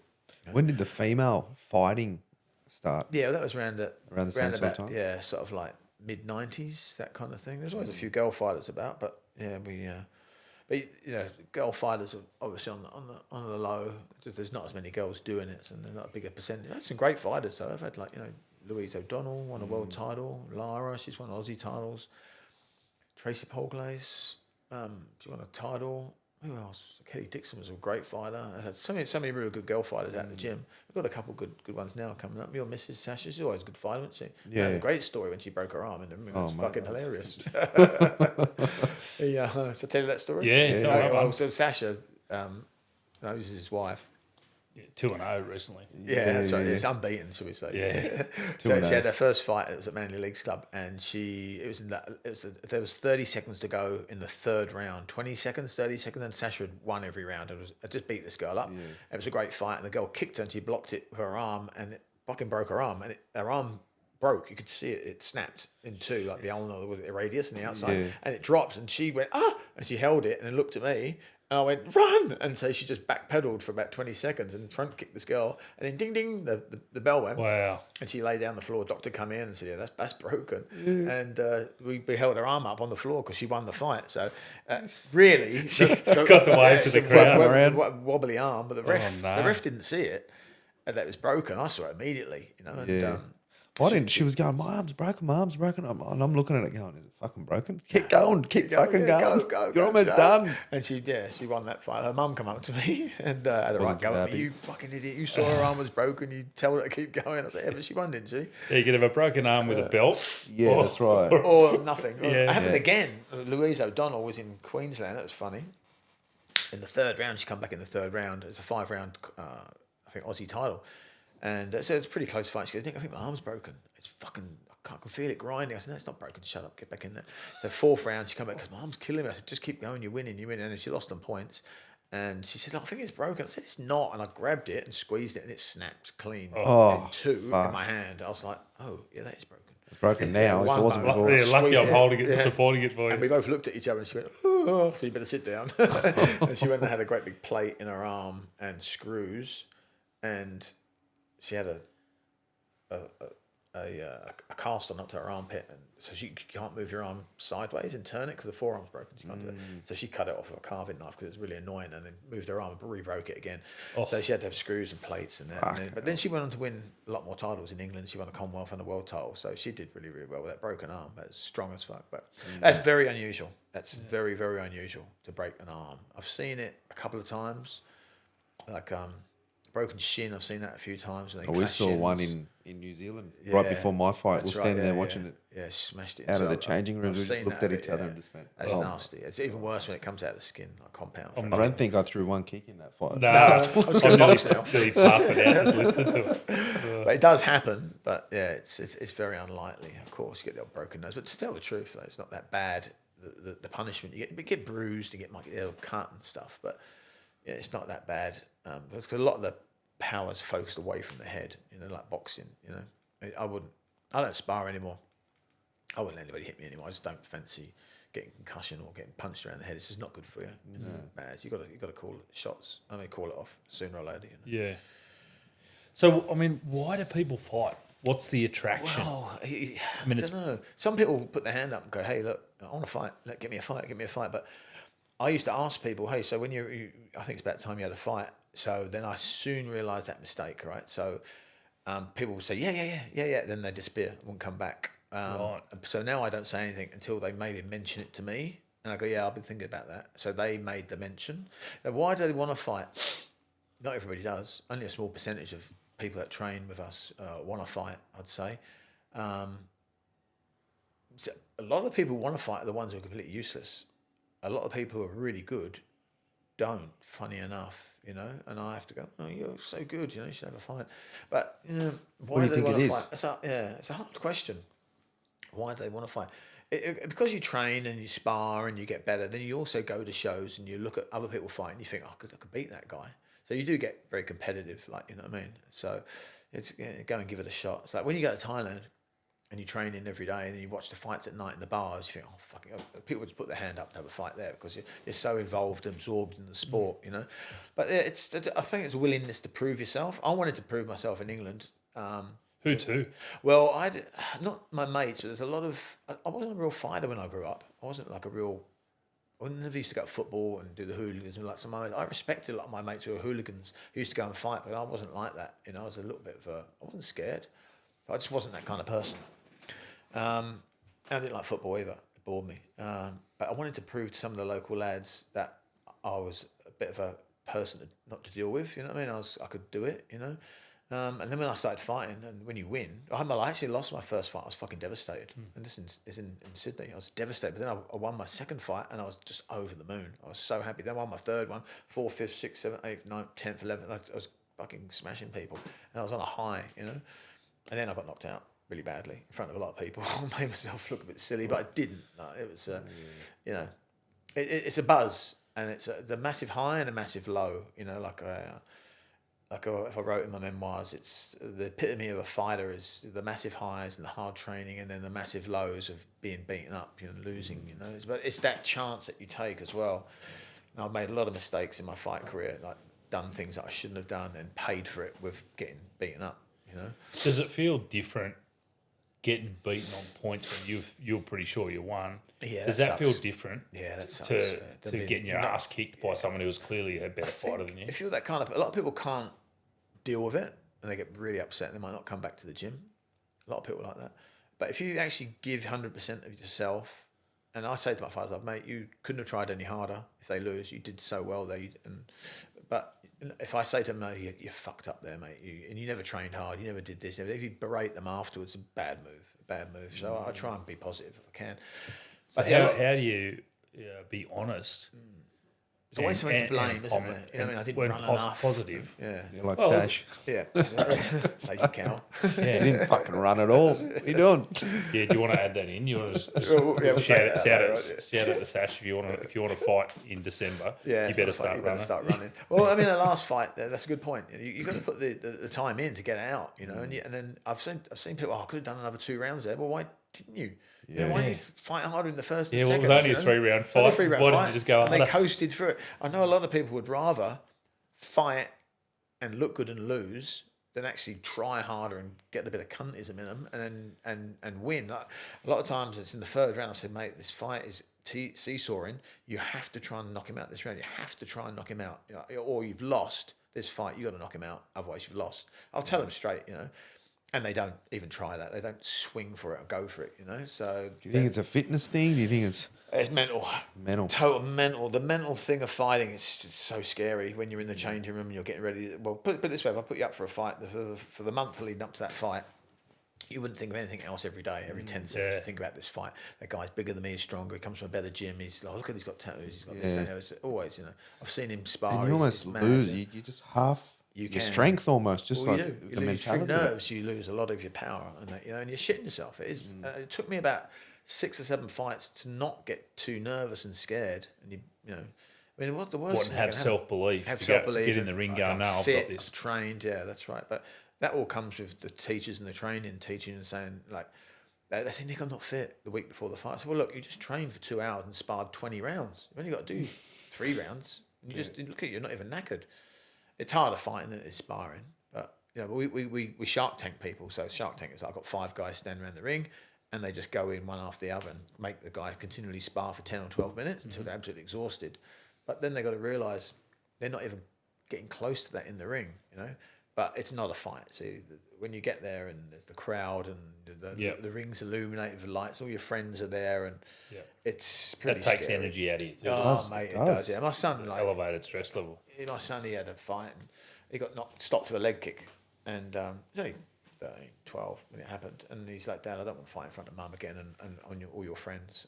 Me and you will go on our own. And I was like, because he just didn't like losing in front of everybody, which is fair enough. You don't want to do that. But winning in front of everybody. Winning in front of everybody, it's a double-edged sword. You know, when you knock somebody out, it's the best feeling in the world. You know, to KO somebody, you know, or beat them convincingly. But then losing, I've had all of it. I've been knocked out, I've knocked people out, I've lost, I've won on points, drawn. It's like incredibly frustrating, especially when you getting up to 5 and 8 rounders and stuff like that, doing pro fights, because you've got to train fucking every day, twice a day. Yeah. Eat properly, lose weight, diet, sauna. Don't do this, don't do that, you know. I found just getting in there, win or lose, fuck, just afterwards, the adrenaline that you just feel so good after. It's a buzz, yeah. It is a buzz, yeah. Like, I've heard war fighters and that talk about, you know, when you're in that moment and you are looking death in the face, there's bullets flying everywhere. Yeah. You've never felt so alive. Yeah, exactly, yeah. And then they come back to normality, and there's nothing will ever get to that high again. I mean, you ever played paintball? Yeah. Right? You're just going to get shot, aren't you? Like, really, really quickly if you fuck about. Oh, that's proper right. rifle, you know. And don't, if they were real bullets, a Send their lot of tanks people in die first. fairly quickly. God, You don't make silly moves. No, you don't do anything like you're doing paintball. And it hurts, doesn't it? You know, imagine getting shot. No, it's scary as.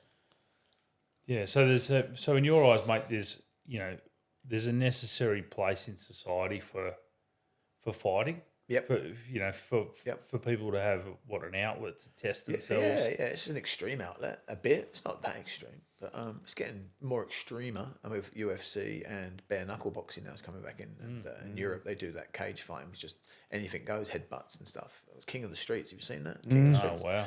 Yeah, it's like on a concrete floor, and they in a cage, and they just beat each other up basically. That and bare knuckle boxing is huge now in England, and it's coming over here a bit, but it probably won't make combat sports very happy to do that. You know, they have to prove it's a safety thing. That's why they have to prove that it's safer. That's why amateurs wear headgear here. Yeah. Combat sports said if you can prove that it's safer to take the headgear off, then we'll do it. But you can't prove it really. Yeah. So, but it's getting that way when elite boxers now taking off the headgear, and they say, well, it's safer to take the gloves off because you get that cleaner knockout instead of the pounding in the head. Maybe yes, maybe no, but if someone dies, then it's all going to go back to, It's a hard one, isn't it? Because I mean, all professional sports where there's contact, yeah, and that includes football. football now, yeah. You know, where you're heading the ball, they're all under scrutiny for this Yeah, concussion, CTE. yeah, that's right. It's bad. I've only just realised now, haven't I? NFL, how bad it is. AFL, Yeah. And rugby soccer league, too, soccer. heading the ball and Yeah. gridiron and Yeah. And my son plays rugby and he's doing gridiron and at obviously school. boxing where you're punching. Well, that's right. You know. I mean, I've got to be honest with you. All my friends that I know in Muay Thai, the brain damage aspect in Muay Thai, even people that had a lot of fights, is not the same as brain damage effect that they've had in boxing, boxing because it's all focused to the head. Yeah. So I know a lot of people who are punchy, but not Thai boxers, but boxers, Yeah. But Muay Thai definitely not. You don't really get that. Even in some of the older Thais who've had like 300 fights are still pretty with it, Yeah. Not Parkinson's disease Yeah, kind of, dementia kind of thing, So it's obvious that it's not good for you, getting your brain rattled. And like rugby. Are there any common injuries that people should be aware of, or are there any risks long term for Thai boxing? Well, you do get some knee injuries now and again, but not as bad as football and ankle. Yeah. Because there's the twisting just getting kicked in the knees. But training as well. Look, I went for an X-ray on my coccyx a little while ago because I had a bit of pain in my coccyx. So I think I'm pushed by heard it. Anyway, went for an X-ray and the doctor said, no, your coccyx fine, that wrong there. But he said, you've got severe degeneration in both hips. I went, what? I was really surprised because I can stretch is okay. I can still kick okay. I can't run. I don't really run much anymore. The pounding, because I'm, like 105 kilos. I've never been a big runner. When I was 20 kilos lighter, I did. But I don't really run anymore. I'm 60, so fuck that. I don't want to do it anymore. But I still, can skip a bit. But I haven't got no pain in my hips. But he said, yeah, you've got severe degeneration. Right. So he said, you're going to need a hip replacement. So I said, when? He goes, I don't know. When it starts hurting, come and see me. So that's a bit of a shock. But a few of my students and a few fighters that I know have had double hip replacements and stuff already. I mean, like, when you think about it, 40 years of kicking the bag. Yeah, exactly. Kicking the bag and running and blah, blah, blah. So it's not the end of the world probably these days, but it's something that's going to go. But I don't think that's a major setback. I mean, for pro fighters, even like Steve Mack, who's had 50-odd fights, Steve McKinnon, he fucked his ankle and it got worse. So he's had an ankle fusion now, and that's been a complete success. And he's fit as a fiddle. Yeah. Like, look at Stu's as fit as a fiddle. Most people I know who've had a lot of fights are still probably fit as anybody I know. Yeah, lived a healthy lifestyle. Yeah. I think as long as they keep going, I think it's when you stop. Yeah, when you stop a bit. Then you're going to start feeling. Yeah. And it's moderation, everything, alcohol and whatever, and food, and if you eat well and stuff, that makes a lot of difference, what you eat and what you drink and what you put in your body, obviously, It's very, very, very, very sensible to eat good food. And, so, mate, have you got people who even aren't fighters but are training in your in Thai boxing? Yeah. Who take all that stuff seriously? Their food and they're right into it. Yeah, definitely, 100%. And it makes you just realise you just can't eat shit food and expect your body to function correctly. If you eat good food and at the correct times. But some of the things that people do are like they just have dinner before they come to the gym, and they wonder why they feel faint and are vomiting. I'm like, what did you eat? Oh, I haven't had nothing for about 6 hours. I said, well, you got to have a little bit, have a banana before you come, or a little sandwich or something like that. And other people turn up full and can't train. It's like, it's stupid. Eat afterwards, and they just don't understand, But yeah, like I was taking a fighter to, where were we going? I think we were driving to Wollongong once, right? He's had a few fights before. And I'm looking at him and it's 12 o'clock and he's shaking like a leaf. He goes, look at my hands, Nick. I said, what did you have for breakfast? He goes, I just had a pre-workout drink. I said, what? What one? He goes, this one here, like a no explode pre-workout. I said, did you have any breakfast? No. Why do you have that pre-workout drink? Oh, well, I don't know. I just had before I take it. I was like, mate, it's full of caffeine and everything. So I stopped, made him eat lunch. He said, I'm fighting later. I said, no. We're getting to the weigh-in and then the show and you're on fight number 8. You won't be on till 9 o'clock. You've got to get some food in your body. And don't ever take anything that you've never taken before a fight because your body might react to it, and it did. I said, fucking chuck that shit away, so that taught him a lesson. You got to have a healthy breakfast. The night before, have your pasta and your food and your protein, and in the morning a healthy breakfast and lots of fluid during the day, and then get your snacks right, and then right up till you fight, you just keep having a little bit of food, so you've got energy in your body.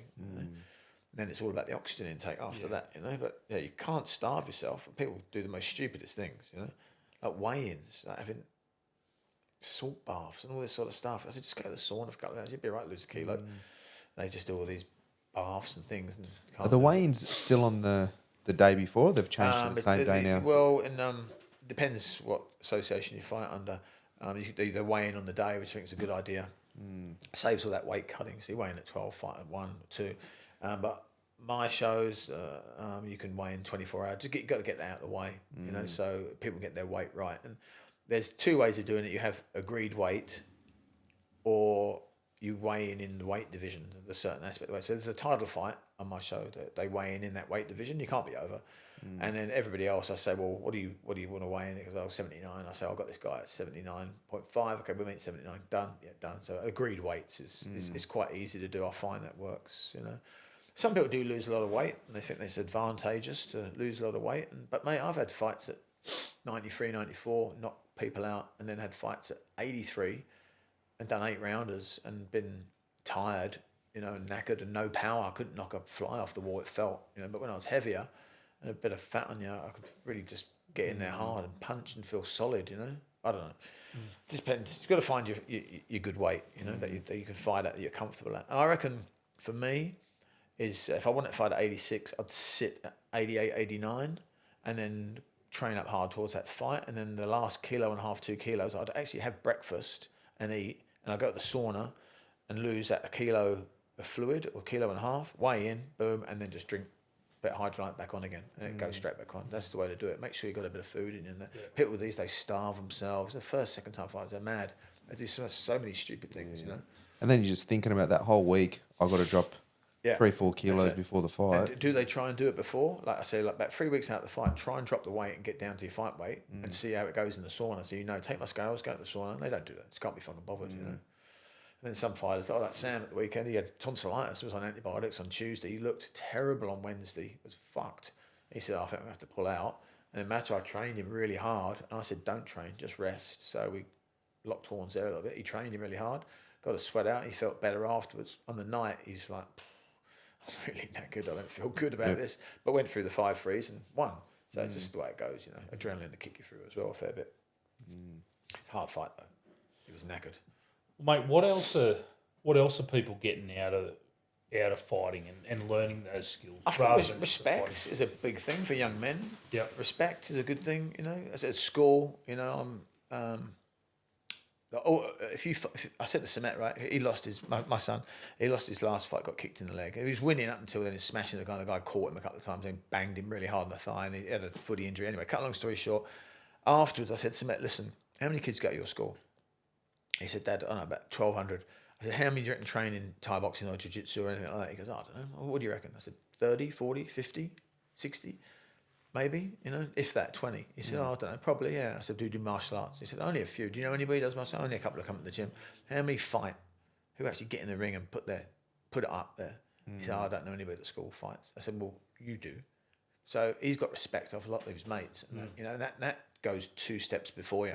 I'm not saying he won't get bullied in the future, but I probably won't. I mean, if you're a fucking idiot, most likely not. Yeah, why would you pick on someone who knows how to fight? Yeah. That's right. You know, he doesn't go and tell everybody he does, but the word gets around like that real quick, you know. Well, most bullies are picking on the people who can't defend themselves very well. I'm training a kid Pick an now. easy target. Got a kid now. He's a big lad. Goes to St Augustine's. Lovely boy. Been getting bullied, and I've just been training him.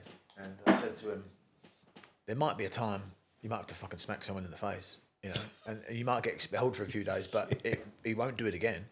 You know, and that's worked a lot of times before. I've done that to a lot of other kids. I said, listen, if he comes up to you, this kid, and starts getting smart, just fucking smack him straight in the face, right? And I bet you he won't bully you again. And one other kid did it. He's having a hard time at school, weren't going to school, and he did it. Punched the guy out. Guy never picked on him again. Boom, it's all over. No one else picked on him, you know? It's just the way it goes, you know? Think about it. I mean, you could turn your whole educational experience around with that act. Yeah, I could, yeah. Because you're probably not wanting to go to school. You're probably your grades and your marks and everything are going downhill. Yep. All because you've been bullied by you a don't couple want to be at idiots. school. You don't want to be at You're school. a fighter some Very kid. common, very common. Not a lot of kids can do that, but like I say, but what I did with this kid, I said, look, get a couple of fighters of me and you and the fighters like that under the Bulldog Gym banner, and I took a few photographs of me hitting the bag. I said, bung them on Instagram. Don't say nothing. Just say training at Bulldog with the team. Boys are fighting this weekend. These dickheads will see it. Word will get round. I bet they leave you alone. All right.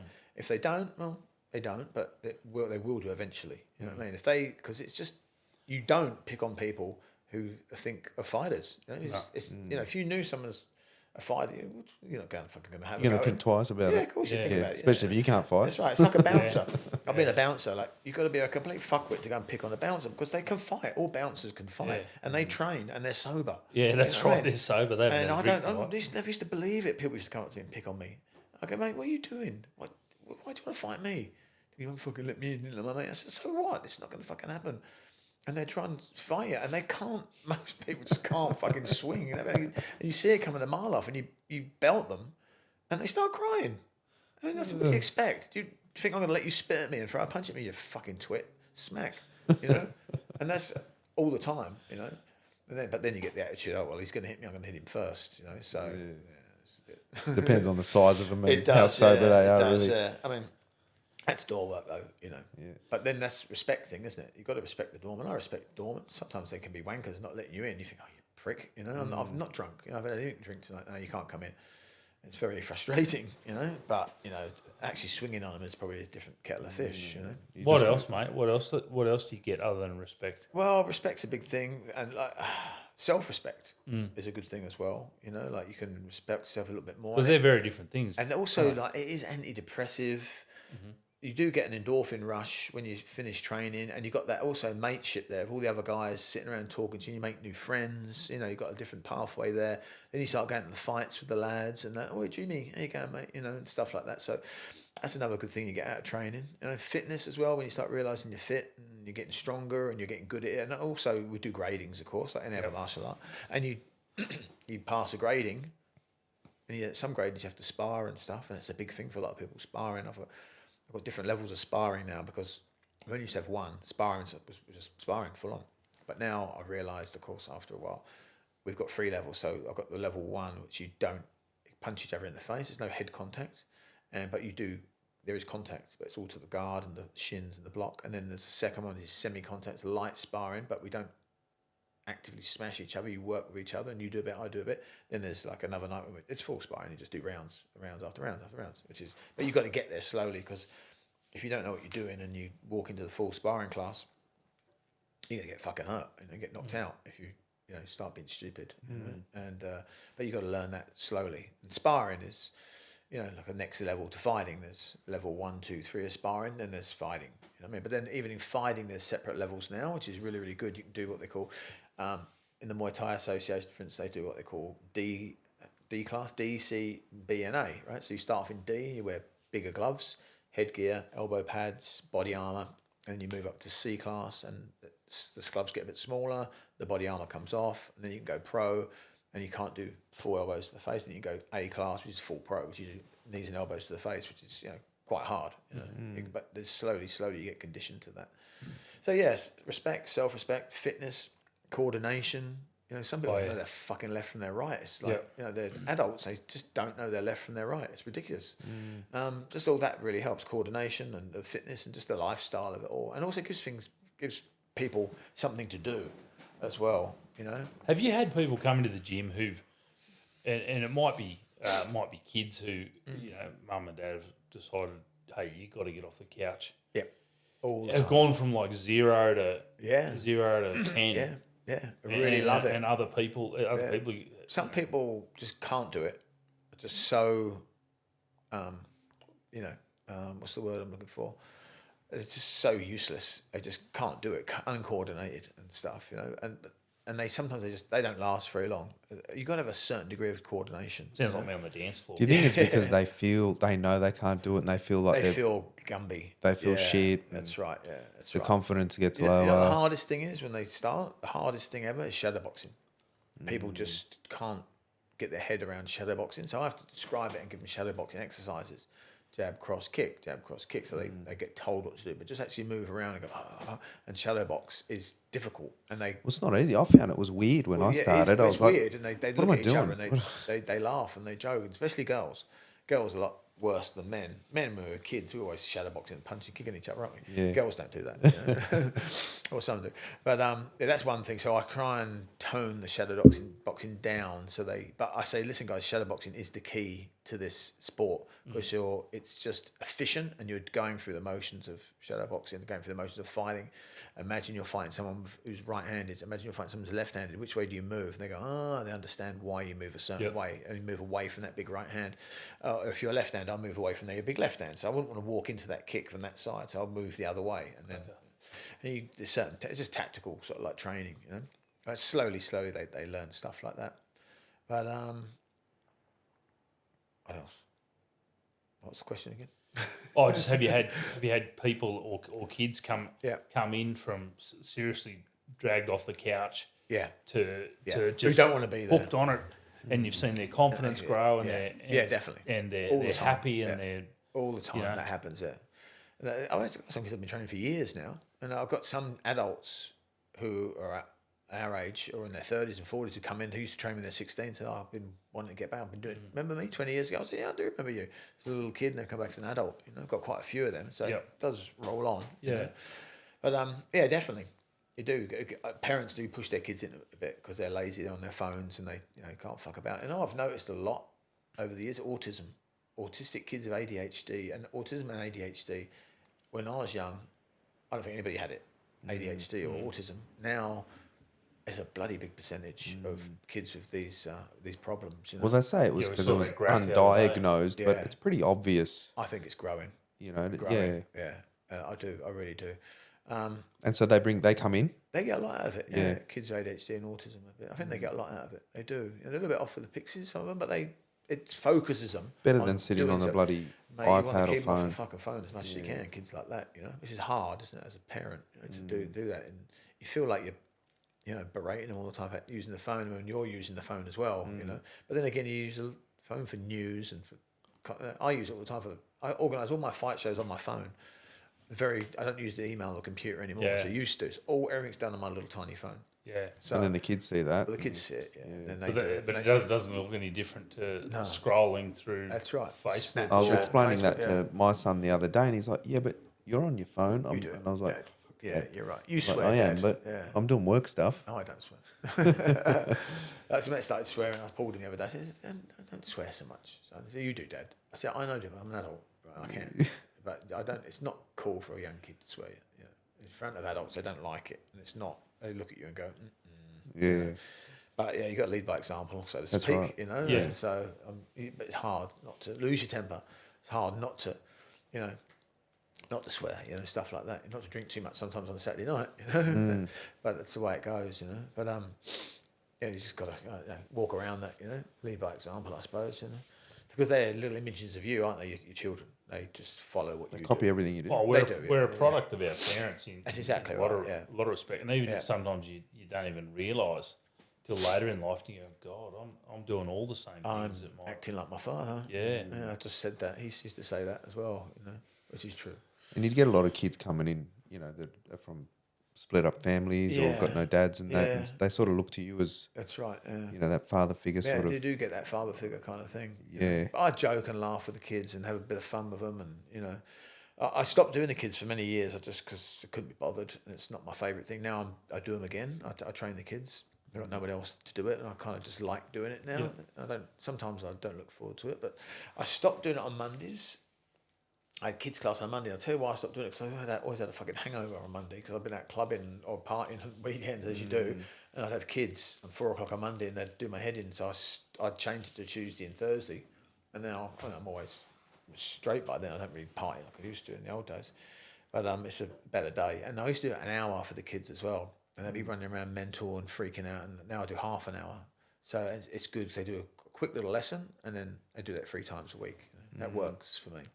Now, a lot of gyms survive when their kids alone. They've got masses of them, but we haven't got too many. We've got a few. They come and go, but That's There's a right. few good little ones. I brought Raf down there, and Yeah, I yeah. noticed there was a couple of little Some of them kids there kids that are little terrorists. They're really good They are, fighters. mate. Yeah. And I let them fight and that now and again and stuff. We haven't really got a kids fight team, but a few kids that fight.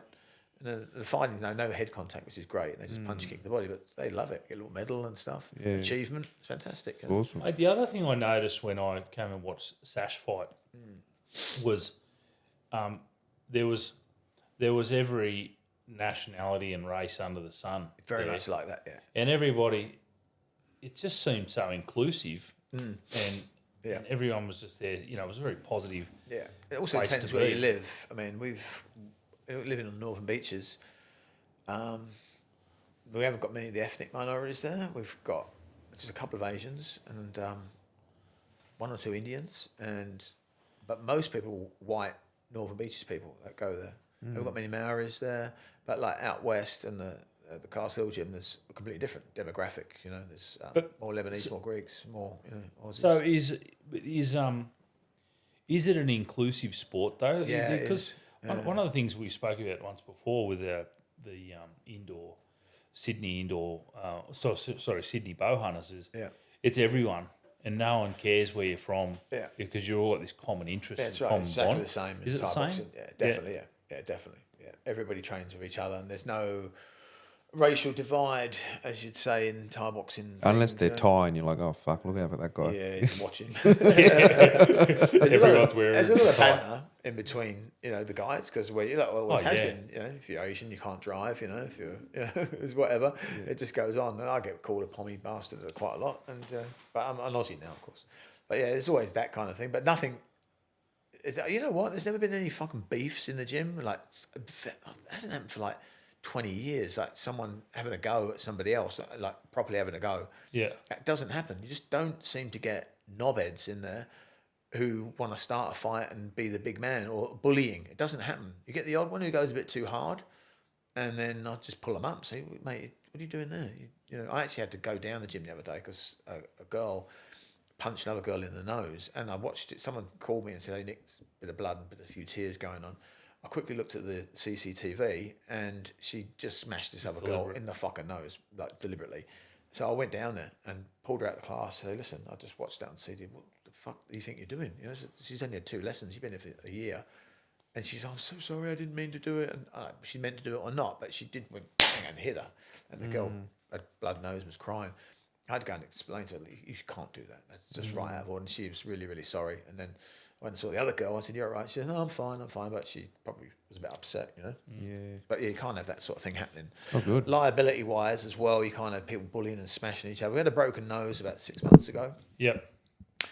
And, mate, you're in a Thai boxing gym and you're sparring, there's a chance you might get a broken nose or fracture the toe. And I said to the guy, had his nose fixed, and he asked me about my insurance, and I said, there's no insurance to cover you for stuff like that. It's that's why you sign that form at the beginning. And I said, think about it. If you played rugby at the weekend and you twist your ankle, do you sue the groundsman for having a hole there and a bit of turf, or do you sue the other team for knocking you over? It's the way it goes. You've got to take it on the chin. And I'm sorry you got your nose broken, but did you have your hands up? And we argued about it a little bit, but it was all right that in the end. So that can happen. Mm-hmm. But all in all, it's pretty safe to tell the truth, I think. Yeah, for sure. Mate, have you got a favourite quote or something that you've something that's resonated with you over the years that you've kind of carried through? Don't know. There's a lot of little quotes, isn't there? Really, just trying to think of one. Stuart McKinnon's quote is "Go hard or go home." That's what he lives by. I do quote that every now and again. I like that one. Yeah, it's a good one. No, I can't really think of something off the top of my head, actually, that a favourite quote, No, can't answer that one. Sorry. No, that's all right. It will come to me on the drive home. I'll text you. So if people want to get in touch with you, what's the best way to do that? Join the gym. Yeah, just look at our website, thaiboxing.com.au, and away you go. You can check it out. Check us out. I mean, like I said before, we now, because it's become so localised, people will go to the gym that's closest to them. So we pull a lot of people from Manly Vale, Balgowlah, stuff like that. You know, a couple from, I remember 4 years ago, it'd be Parramatta, St Ives, Ride, people would come to us. Now there's gyms, Parramatta, Ride, they're everywhere. Yep. So yeah, we only sort of really train people in Manly. So I've got a great spot where I am at the moment. There's no one else really in Manly that do what I'm doing. We've got good website coverage, and that's on Google's Thai Box in Sydney. Boom, we're at the top one or two. You know, so yeah, it's working quite well. Yeah, fantastic. I have to come down there. I have to take you down there, Luke. Get you going. It's a good living. It's a good living. You know, I really enjoy it, and I still enjoy it now. You know, training, teaching people, have a laugh. You know, and now I've got people who work for us who can, you know, train some of the classes I don't really want to do. So I do the ones I want to do, and that's it really. Yeah. And still, we've got enough students to earn a living, and the wife works for us too. She does a fantastic job doing all the admin. That's the key to running a good business, is the admin. It could be a great trainer, great this, but if you haven't got the people, getting the people in and keeping them, then, you know, and it's not going to work, you know. But yeah, it's a good lifestyle, and I'm very happy that I'm still doing it, and I'll keep on doing it. I think I nearly gave it up a while ago. I tried to sell the business. I had sick and tired of it, and then me and the missus decided to make a go of it, not sell it.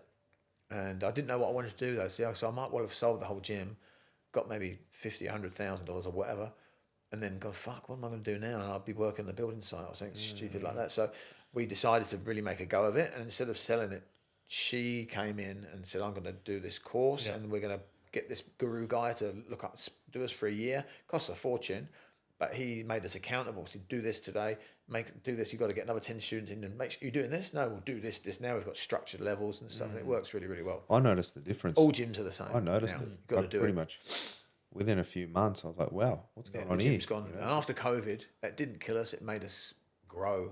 You know, I was still training people through COVID, and a lot of people kept paying their fees all the way through COVID as well. You know, so we've got that's great. I mean, I thank the lads for that. You know, I said I'd owe you all private lessons afterwards, and people said, Nick, we'll just keep on paying. I said, boys, this COVID thing, I don't know what the story is. The gym's going to be shut for a while. It could be 2 months, could be 6. I don't know, but you know, if you want to keep paying, great. Or if you want to sign off, sign off. I'm not offering anything, but when I get out of this, I'll give it all back to you. But this is the only wage I get, and most of the guys just kept paying or half paying, and it's great to have that kind of loyalty, friendship and loyalty to look after me, because I had no other work. I didn't do anything else for other work, and neither was Danuta. So a lot of people kept paying through COVID. Then when COVID finished, we went bananas. Yeah. It just took off. We doubled our membership base in a couple of months. Right. It's crazy, yeah. Wow. It was good though. But in COVID, we completely renovated the gym, painted it, rematted it, rebuilt stuff, got loads of new equipment, and so when people come back in, it was like fresh. Here we go. Good, yeah. Exciting. Yeah, something fresh for him. That's right. We didn't get to the Pui Pants story. That's good. I didn't want to tell that one. Oh, yeah. You forgot that one. We'll quickly tell you. Let's tell it. Let's end on that one. Okay, the Pui Pants story. Well, it actually didn't happen. It's a non-Pui Pants story. So I was in Thailand, and I had 2 fights, and they said, Nick, do you want to fight at the weekend? I was like, yeah, okay. And we gave you 200 baht. It was not much, a couple of dollars, you know. But I actually needed that, I think. So I said, yeah, I'll fight. Anyway, so I went to the Best Friend Bar. It's in Pattaya. I think that's where most of the Aussie fighters have fought now and cut their teeth. And it was surrounded by US Marines who were there to watch the fights. And they were like, no, man, don't go in the ring. You'll get fucked up. You know, the guy came up to me, and the Thai was tall and skinny, about 6'1". And they go, no elbow. I said, okay, no elbow. But these guys fight every night. They don't want to get elbowed by some massive Farang who wants to kill them. Anyway, first round, punch, kick, punch, knee, boom, he fucking knees me so hard. My arse went through the second rope, and I flipped backwards, and the ring was really high, into the chairs and the gravel chairs. And instead of like saying that's all off, and as it did it, went like that, right? And I thought, fuck, I've done a fucking nugget in my pants. I had a pair of undies on, and the groin guard's a steel groin guard, padded steel groin guard. It goes up your arse crack really tight, and they tie it on around your waist with a big bit of thick string. So I thought I'd done a fucking turd in there, and I was still fighting, and it was going to drop out. So the second round, I was like, fuck me, this is a big turd. I could feel it like in my underpants. And then the third round, I knocked him out in the third round with punches, thank fuck. And I went there, got a shower out the back. It's like a little dodgy toilet cubicle. I was in there, there's a hose pipe sticking out. I was in there completely naked. I pulled my pants down, took the book, I thought, put my hands down. Oh no, it's just a fart. Thank God for that. Thank God for that. There's no poo in there. And the door, the mama-san from the bar kicked the fucking door open. Everybody was standing there watching. I was completely naked in there. All the girls are laughing, all the hookers and the kids. Hey! yay! And he kicked the door open, gave me a fucking bottle of beer. I went, Nick, you win, yay! And then slapped me on the arse, and I kicked the door shut. I was pissing myself laughing and come out of there, and I was like a real hero. All the Americans would slap me on the back and buy me drinks and go, "Oh man, you knocked him out. That doesn't happen." You know, I was like, "Fuck, I'm glad I survived that." I said that. Glad you didn't shit yourself. I didn't shit myself. Yeah, Yeah, like you it didn't actually have the felt like white I had a shorts on nugget that in my day. pants all the way through. And on that note, Yeah. On that note, we'll wrap it up. oh, it's good fun. Good Thanks, fun. Nick. Good No, times. it's been good. Thanks for visiting the North Mead Midnight Butcher Shop, mate. Yeah, it's Chopping great. it It's up. good. Like, first podcast ever done, actually. Oh, mate. First of many. First of many. Yeah, we good can fun. do some more. Yeah. It's good fun. Just sit here and have a conversation. It's great. Yeah, is. it's very enjoyable. Makes you think about things you've done over the years, you know. For sure. Yeah. But yeah, Thai box has helped me out all through my life. You know, never took a wrong step. Fitness, health, meeting people, friends, wives, getting married. Yeah, it's all been good. Good It's stuff, a good mate. thing. Congratulations. Thanks, Nick. Thanks, Nick. Legend.